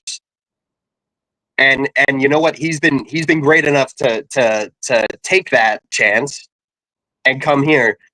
And I think we need to give it more than this part of the season, because this is what he did in Green Bay on the switch up. He sucked for the first half of the season. He couldn't get to any of his receivers, and then they got to the playoffs. I mean, that's kind of what I think we're looking at right now. I don't know. Like, they got to win. They got to win on Monday, man. I mean, that's what it comes down to. Like, this team is too talented to be 2-3. I think Rodgers is certainly going to play better than he played these last 2 weeks. And even in those games, as we show you on film, like the pick six doesn't happen if Allen Lazard catches the previous pass. I mean, what do you want the quarterback to do there? Like, I'm sorry. These need to be caught by a professional wide receiver who's being paid $12 million this year. This is a touchdown. Not an easy play. Catch the ball. Not an easy play, but can you throw a better ball there? Like, that's what we're talking about. And they still have had a chance to win these last 2 games. They're not that far away. They're getting the Bills, who they have beaten the last 2 years. They are banged up. They might not have their running back or number 1 receiver. Their quarterback, I'm convinced, was concussed last week. Either way, he's on the injury report as well. Let's go.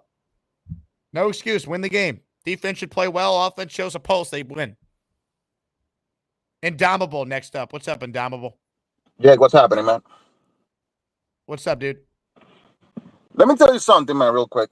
With the exception of the 49ers game, our defense has allowed 17, 3, 9, and 16 points in each one of those games. I mean, what are we doing here?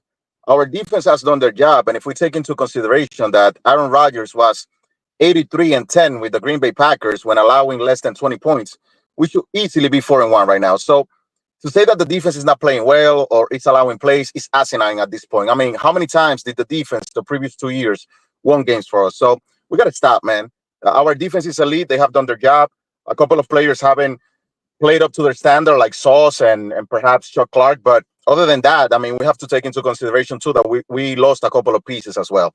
And in regards to the Reddick situation, man, you got this. Reddick is stupid, man. Like I said yesterday, you got this guy out here acting like Nino Brown and hiring goons and all these crazy stories. And the most surprising thing about it is that JD, one thing that we got to give to him is that he always, when he drafts a player or signs a player, he always makes sure that the player was either a captain or a high character guy.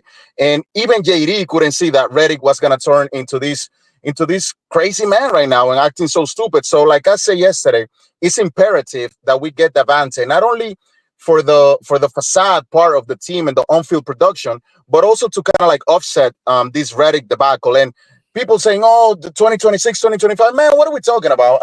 All the conflict in the Middle East, ain't nobody thinking about no 2026, no 2025. We got to win now, man. We got to win now. We got to get that. You think I'm thinking about 2026? I don't even know if I'm going to be alive tomorrow, man. We got to get Davante now, win now, and change the identity of the team and put this Reddick debacle aside. At this point, I don't even want Reddick on the team. All right, Jake, have a great day. Indomitable. I appreciate it, man. I agree with you as far as the urgency to win now. I don't know if the conflict in the Middle East has anything to do with the Jets' future, though. Good God, man. Happy Yom Kippur, by the way, to all members of the Jewish community who watch this show. Let's say hello to Action Pack. Hello, Action Pack. Hey, Jake. What's going on, man? What's going on? I'm a big fan of the show, man. I always watch my first time calling, man, but we all feel it for Saleh, just like everybody in the room, man. You know what I mean? So it is what it is. They know what they're getting into when they sign up for this job, you know, as coaches and players. But, yeah, like everybody's saying, we got to go win Monday, man. The Bills been riding high for a while. This is our chance now to kind of get them back down to earth. So let's go, Jets. We all bricked up, man. I'm a big fan of your show, Jay. Keep up the good work, man. I listen to you every day, man. I appreciate it, Action Pack. I'm bricked up. You're bricked up. Let's go. Call back anytime. Let's get bricked up. Let's say hello to Gary. He's next. Hey, Gary. Oh, what is this? I want to hold for like 50 minutes already. Yeah. Yeah, I'm not taking it personally. I just came on because you were talking. I go in order. I don't play favorites. Oh around no, here. you're going on. I've been on hold since day. Unless you pay me. If you super chat and say, hey, I want to be the next call, I'm a capitalist. You know, I'm like I'm like Juan Soto. I'm going to the team that pays me the most.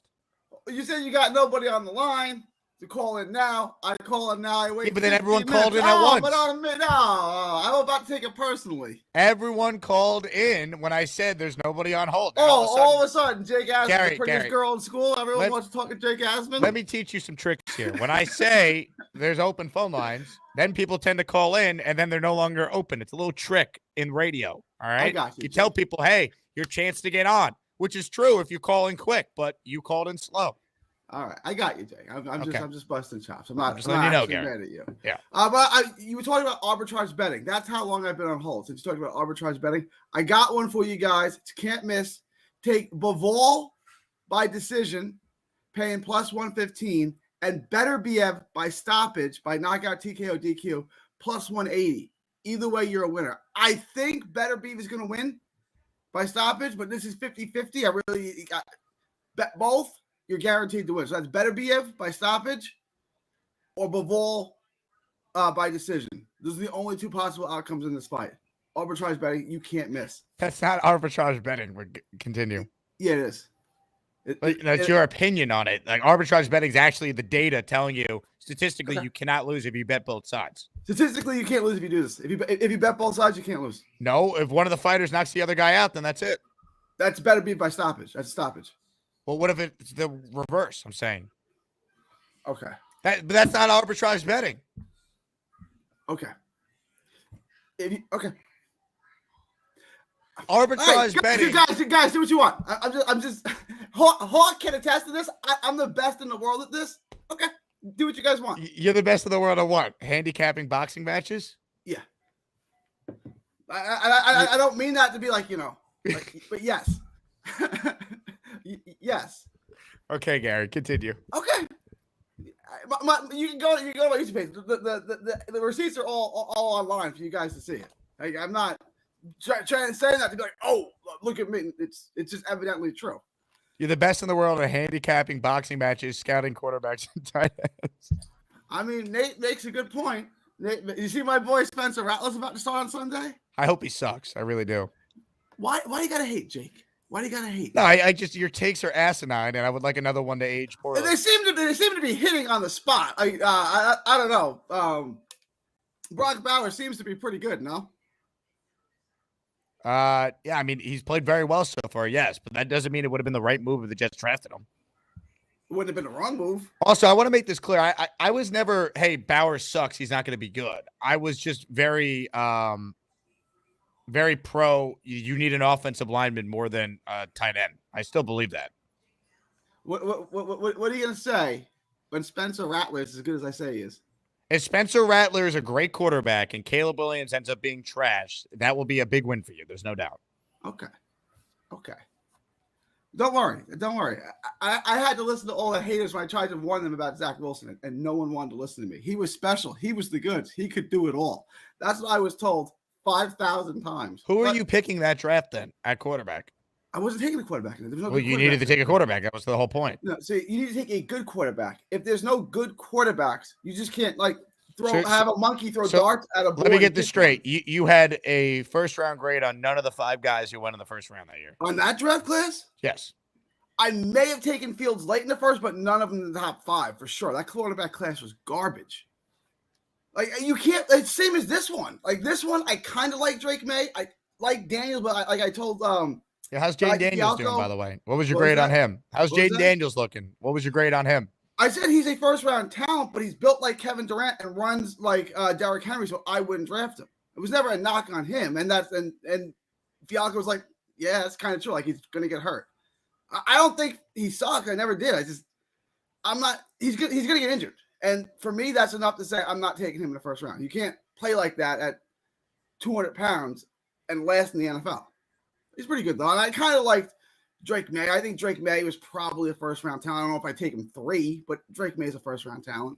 Okay. He's starting this week, too, right? He's what? Drake May is starting this week, too, Yes. right? Yes, he is. He'll start against the Jets in 2 weeks. So that could be good for our defense. Puts the house on him. Another rookie quarterback. Pretty good. Anything else you'd like to share today, Gary? Oh, I did, but I totally forgot. Great. Thank you. Thank you for the time, Jake. I don't know. You bricked up? I mean, I got no choice. Well, I got to be. Horns up or horns down today? Oh, horns up today. Horns up today. Horns up, bricked up. I got no choice, right? We're all bricked up, right? Let's get bricked up. Works for me. Let's say hello to Nate, who's next. Hey, Nate. Hey, how are you, Jake? What's up? I called in because Rick Kent is banned in your chat, and he was trying to type, and somehow he's not Rick able. Kent is banned? Or he's just like, he's something. He's typing as much as possible. He's texting me now. He's like, can you see me? Can you see me? He's tagging, and he's not able to type. So I don't know what could have happened where Rick Kent. He said he tried to gift memberships mobily, and then something happened, and then he wasn't able to type. So I don't know if that. I don't think you could gift memberships mobily. I think you can only. You can't, and I don't know if that had something to do with it. But I just want to give you the heads up. You can. You can only gift memberships from the desktop. Right. Yeah. No, which no one's done during the show, by the way. So I might have to do it myself at some point here. Yeah, get it cracking, fellas. That's right.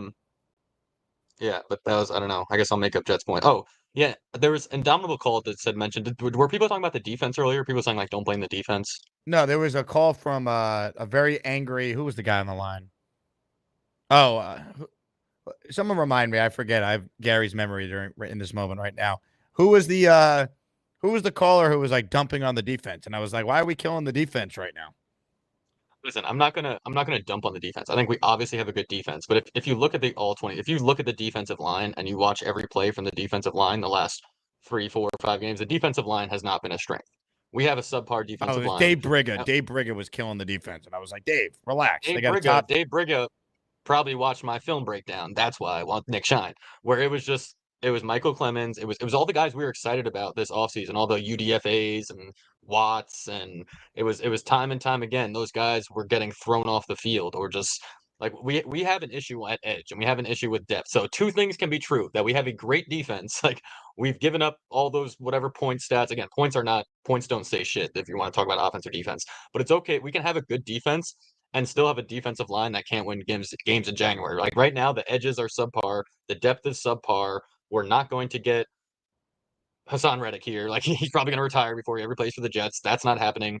We need to make a move on the edge. And again, I'm not saying the defense is bad. I'm just saying the edge is not good. Just like last year when we won games, we can say the quarterback is bad without saying the entire offense had a bad game. We can still identify one point and say this spot was weak. Or Agreed. the left guard is weak. But my overall point was the coaching on that side of the ball has remained elite. And that's why Obrick is the interim. Like they're second in yards allowed. They're fifth in scoring. They're second against the pass, 14th against the run, which is average. Like they have a very good defense despite a lack of talent on the D-line that they've had in the past that's been much better.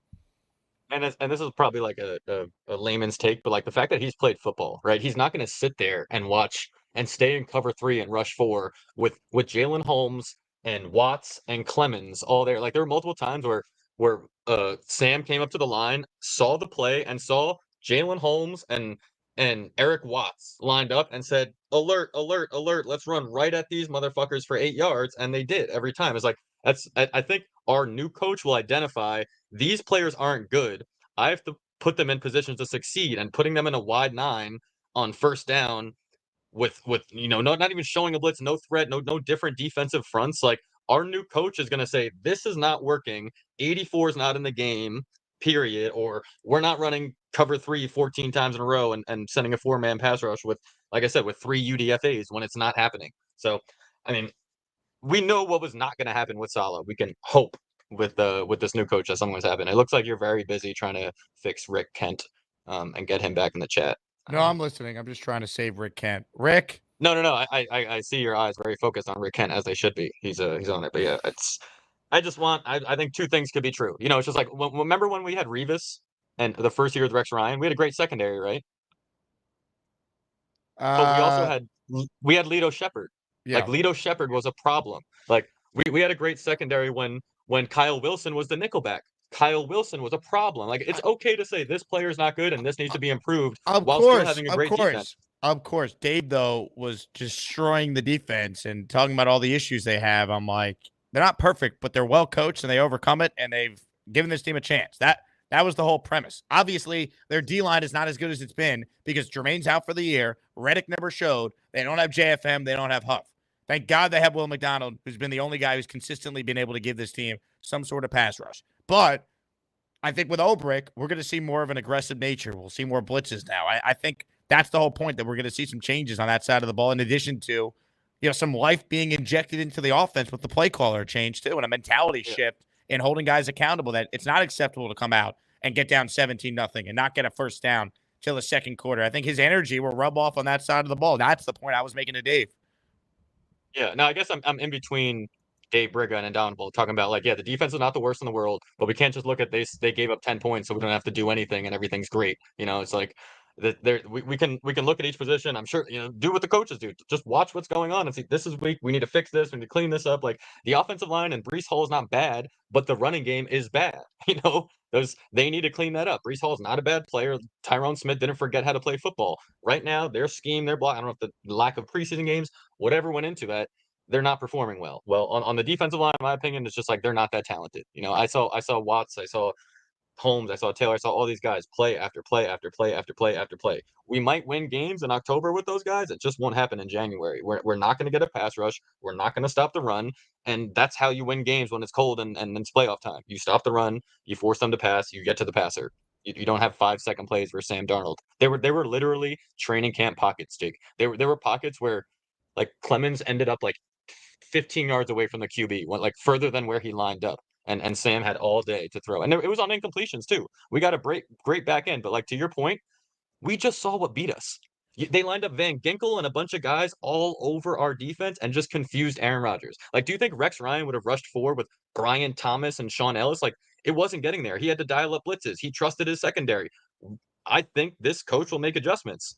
And I can keep talking up until Rick Kent is back. Because, goddamn it, we need Rick Kent back, Jake. Well, Nate, here's the update. Rick Kent is not banned. He's not blocked. So he might have blocked himself somehow. Maybe he should try from a laptop or desktop if he's using the phone or vice versa. But Rick Kent, you are not blocked, man. Maybe you blocked yourself. Ladies and gentlemen, our king has come through for the people. Let's get bricked up.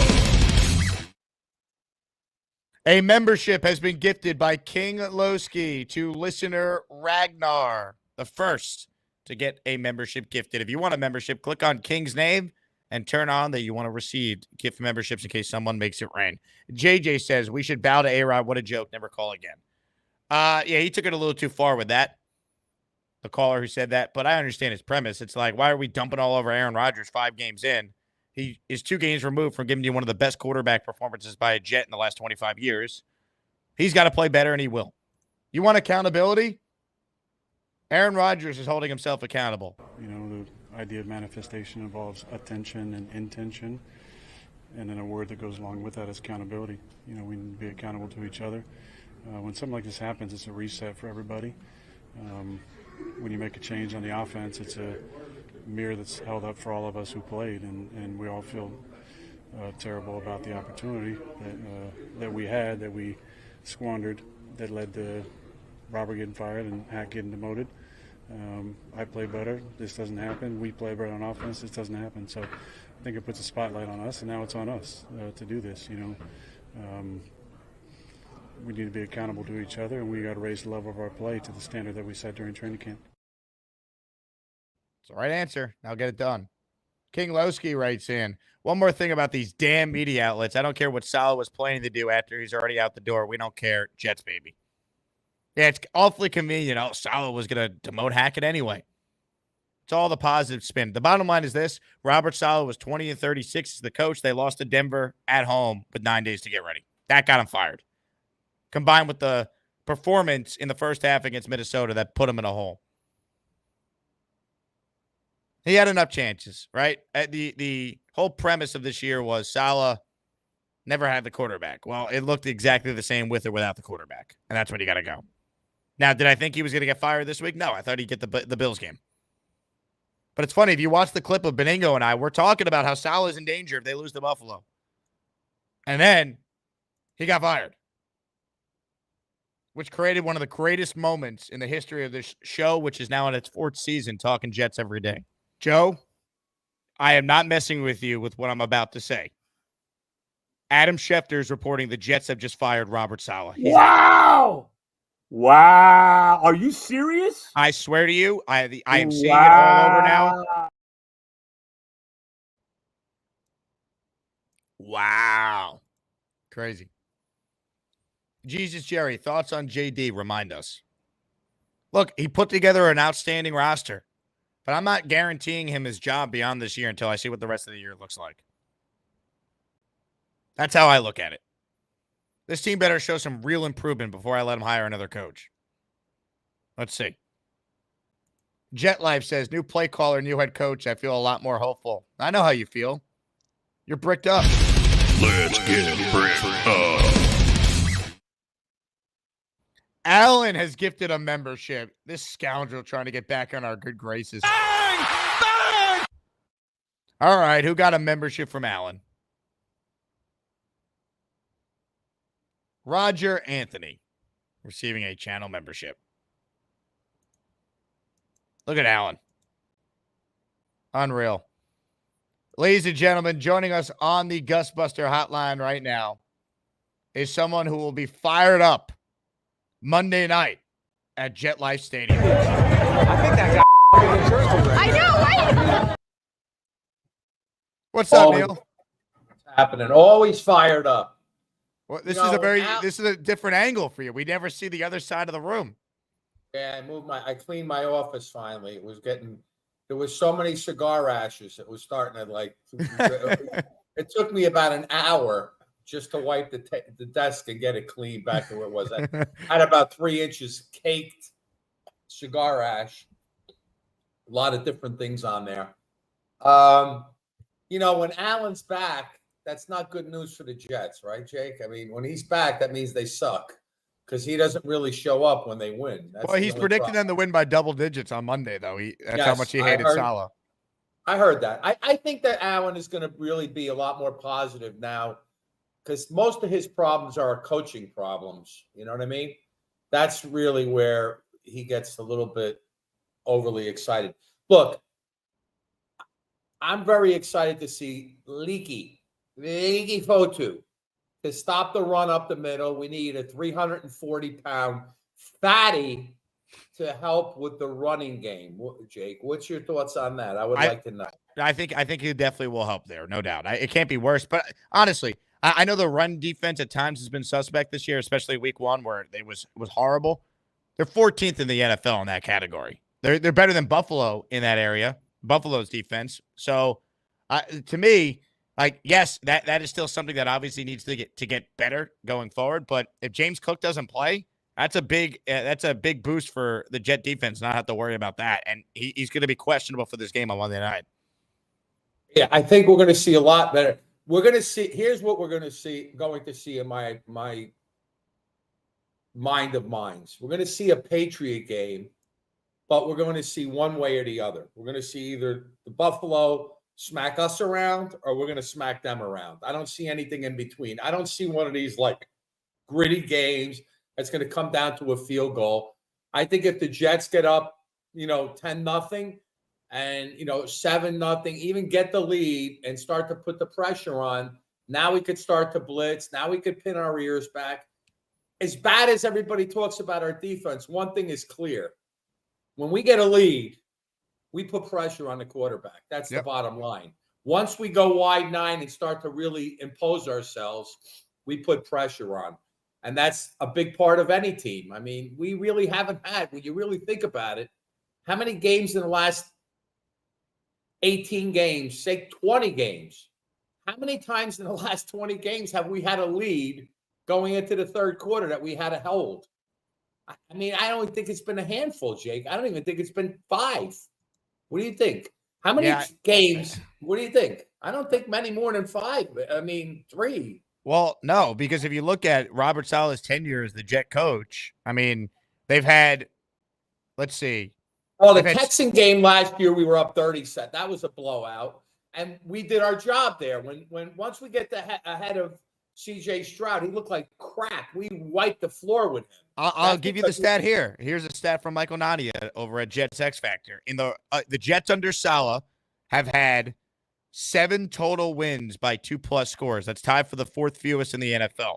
Losses by 2+ scores, they've had 19 of them. That's tied for the 4th most. So, if you're getting boat raced early every week, it's very hard to come back and win. Right. And that's a huge issue.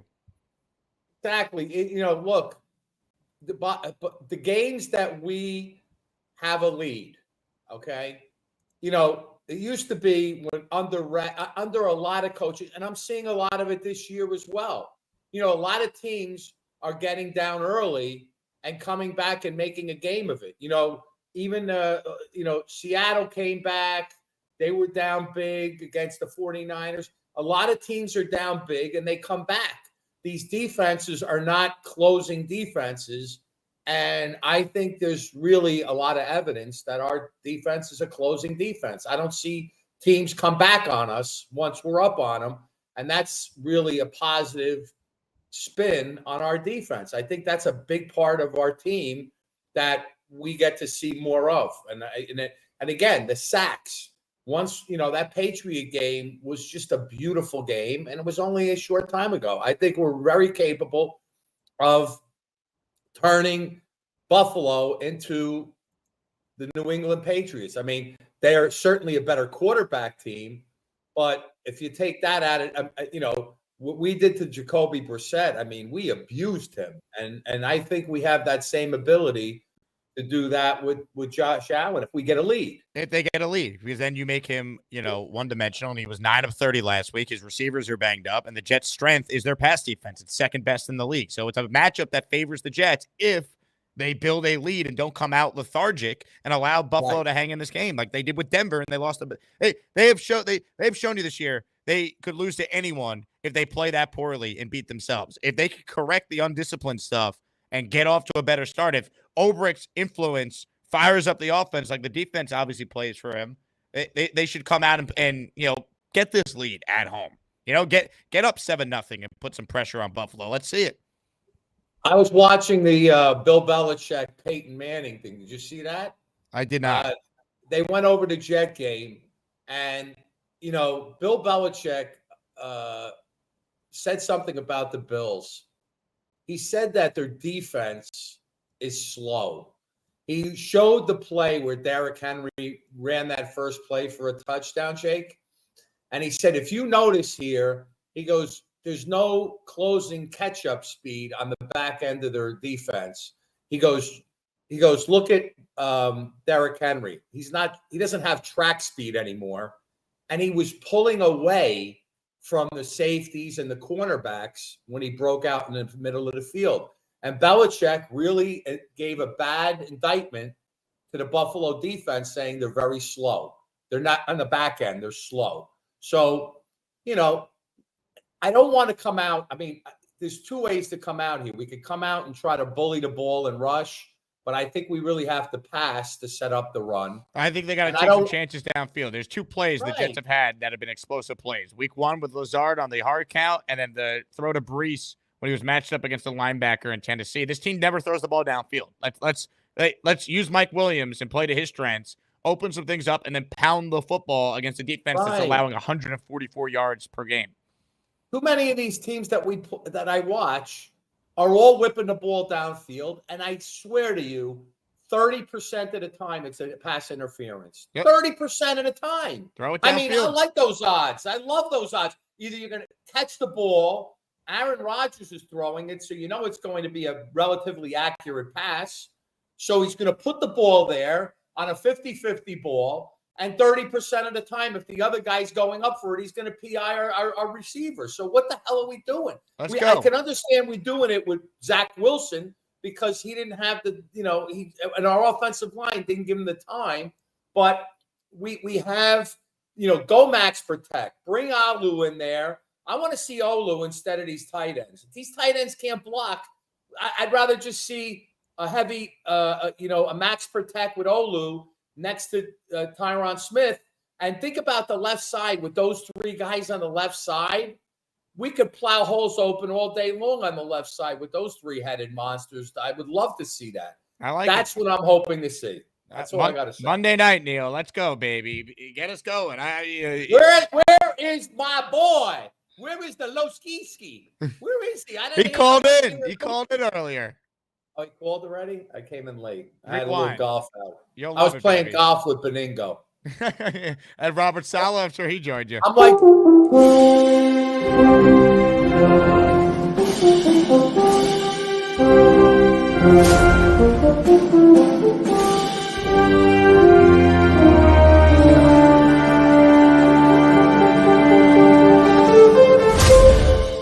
Let's go.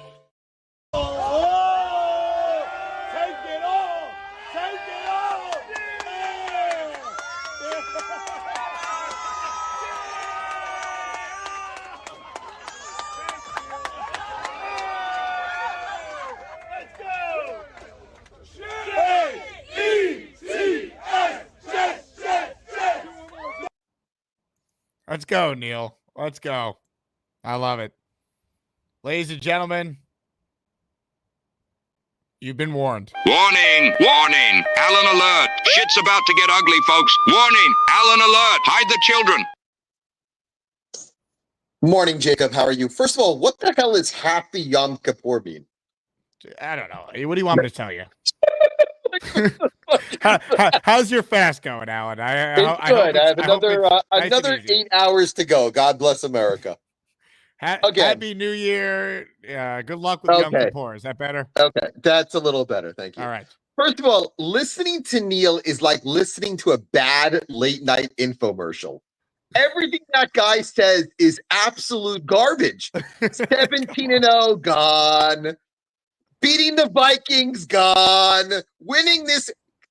I swear to God, the guy, every time he talks, it's just absolute bullshit. That guy tore me up because I went after Saleh, and now he says nothing. Please, no more Neil. You know what? When the Jets win 3 in a row, then you could bring Neil back. Neil talks so much bullshit. I know he's a good guy. He should still send me a box of cigars for the greatest day in the world the other day when Saleh got fired. But every time Neil talks, it's like in one ear and out the other. No, My stop goodness. it. Neil's great. He's a Neil's diehard great, fan. but he he's talks he's so not much cynical. bullshit. He's like the anti-Joe B. Like he wants to be positive. You got to respect. Yeah, but he's never right. That's not true. Never He's been right. Never right. Am I wrong, Jake? He's right. He's right about this talent on the team. Okay. How many times did he say they're going to win, they're going to lose? Do they lose? He's a fan, Alan. Sorry, not Okay. you think they're going to lose every week until this I week. did not. Apparently. I said they'll win Monday night. Until this week. No, I said they'd beat Denver. We all said they'd beat Denver. That's why the coach is fired. I said they'd lose to Minnesota, which they did. But again, Neil needs to come when they win, and then he could piggyback. Okay, he's a bad late night infomercial. Neil is here, good or bad. You abandoned the show for 3 months. I don't want to hear it. I did because I had to. You love One Neil. day Stop it. One day I will discuss with you why I did. I really can't wait. I am just. I understand, but please, stopping whatever I'm doing that day to hear that the story. two biggest jokes on your network are Neil. V-Man is another category. Okay, stop it. Neil and Lowski. All they scream and all they do is lose. Okay, stop it with Lowski. But always Get a outta pleasure. here. And again, when I came back, the ratings went up. Have a good one. No, they didn't. The ratings went up. September was my most viewed month ever. You were nowhere to be seen. The ratings went up. What are you, Trump, talking about ratings on this show? Get out of here, Alan, with your nonsense. The ratings went up. Worry about your wife being a Bills fan if you're some sort of Jet fan, Alan, please. What a joke. Alan thinking he has anything to do with the ratings. You want to know why the ratings went up this week? Because the Jets fired their head coach for the first time ever in 25 years under this ownership group in season.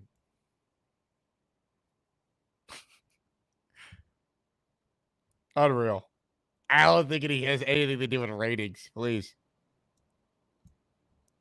I could fart into a microphone and get the same ratings with or without you, Alan. But I appreciate you tuning in. Unreal.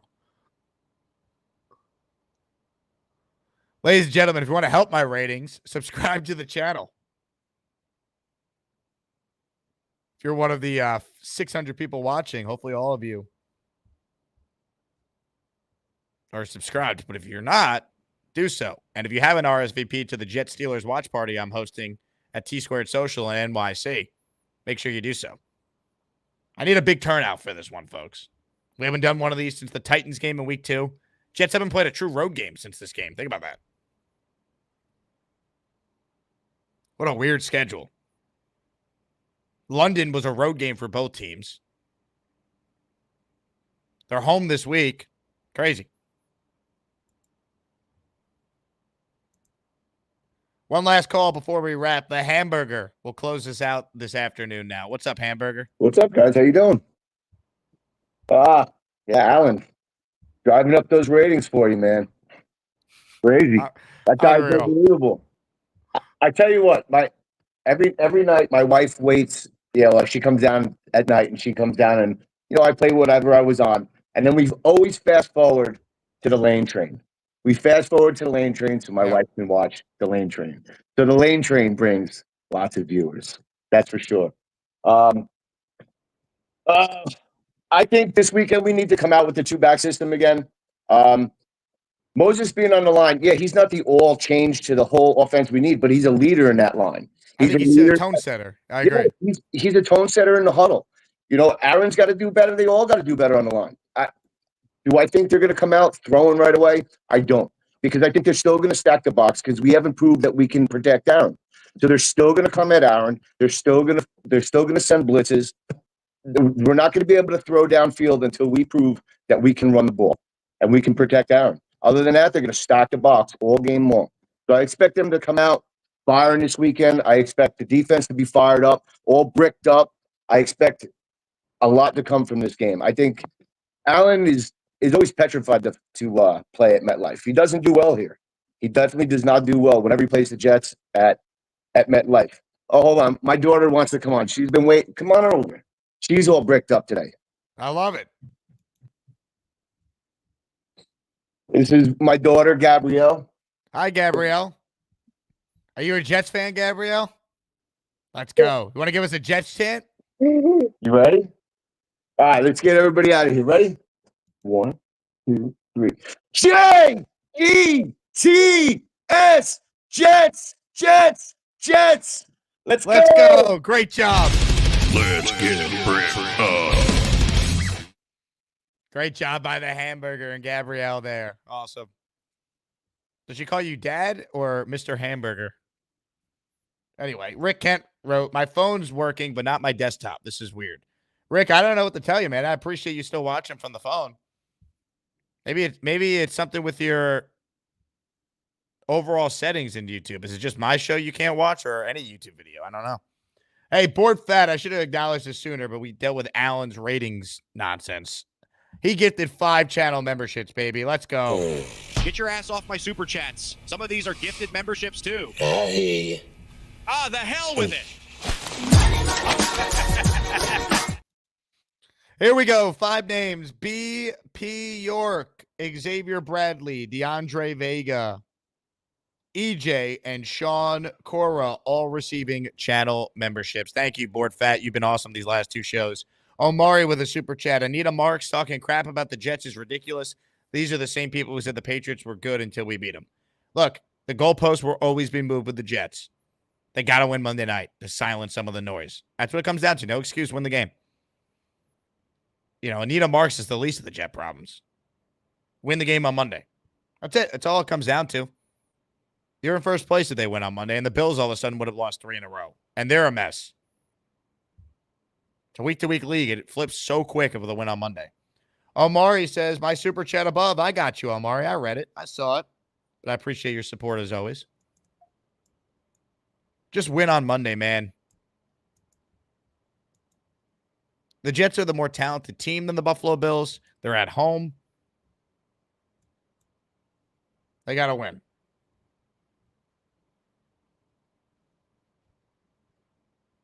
Jets Chaos says, Ulbrich is a personal friend.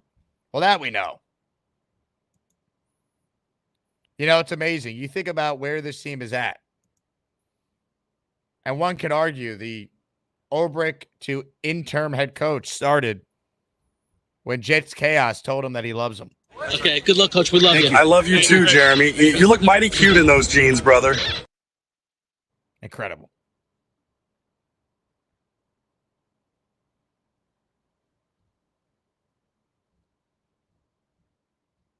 We love Jeff. We're bricked up. Let's go. I'm bricked up, man. Let's go. Anyway, listen to me on the radio tomorrow. 4 p.m. to 7:30, right into Mets pregame, baby. NLCS Game 1. I'll talk plenty about the Mets and the Yankees, plenty about the Jets and the Bills, and everything in real time happening with Week 6 in the NFL. That's ESPN New York tomorrow, 8:80 a.m. if you're in New York, or download the ESPN New York app. Join my Patreon if you want to support me. Patreon.com/Jake Asman Show. Can't thank you all enough for your support there. It truly, truly means the world to have this community behind us. That does it for me. Everyone enjoy the rest of your college football Saturday. Enjoy the weekend. We're another day closer to Monday Night Football, baby. The Jets and the Buffalo Bills. I'll talk to you guys then. Jets, Jets, Jets, Jets. I'm bricked up. You're bricked up. we're all bricked up. Choo choo. We are all aboard the Lane train. Hello, Lane. Ladies and gentlemen, for the first time in months, the Lane train is back. Good afternoon, Lane. Hey, Jake. How are you, Lane? I'm good. Had a nice beer. Look, the football season is coming up. Going into week 1, I mean, I don't even know who's on the Jets anymore. It's like I totally lost count. They play all these teams coming up. I can't stop thinking about what happened to breaking news from Noble. Yeah, can you I don't know if he's dead. I think he went to the hospital. Yeah, that was funny because his girlfriend was acting freaking like looking like a serial killer. That's nerd alert. With all college starting up again next year. That's all I have to tell you. Call us back soon, all right? Great to hear from you. Yeah, okay. Lane says Knoble is alive. And that's what I'm going with, because he would know.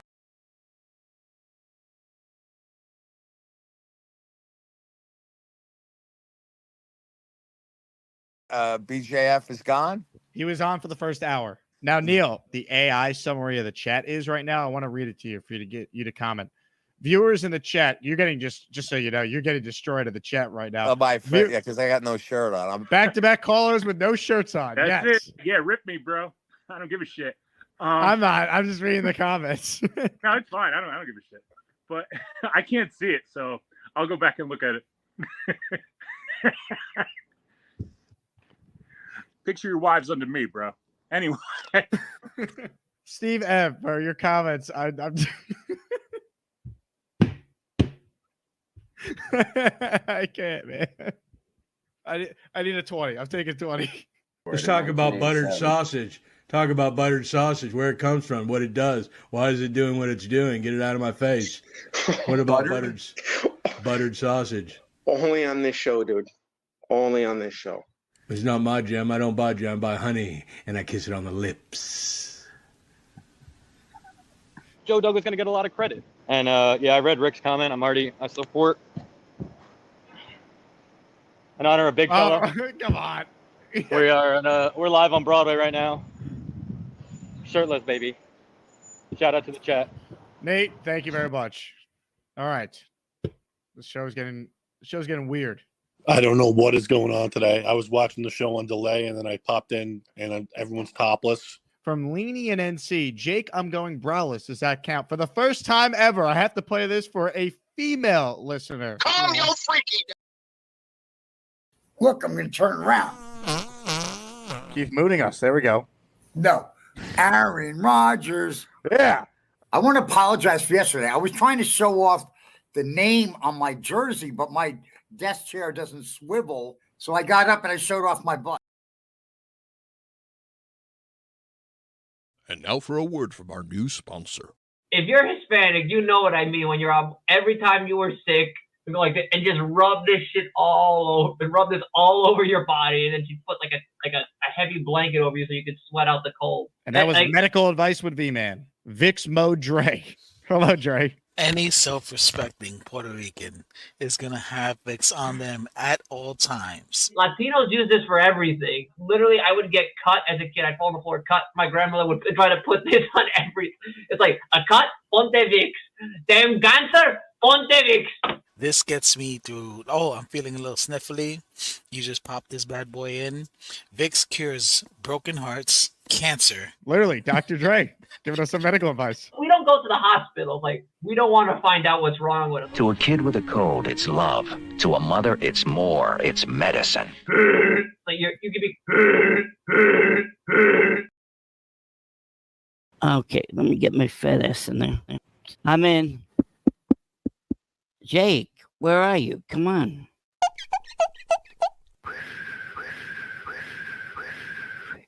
I look like a dunce here. Can somebody talk to me?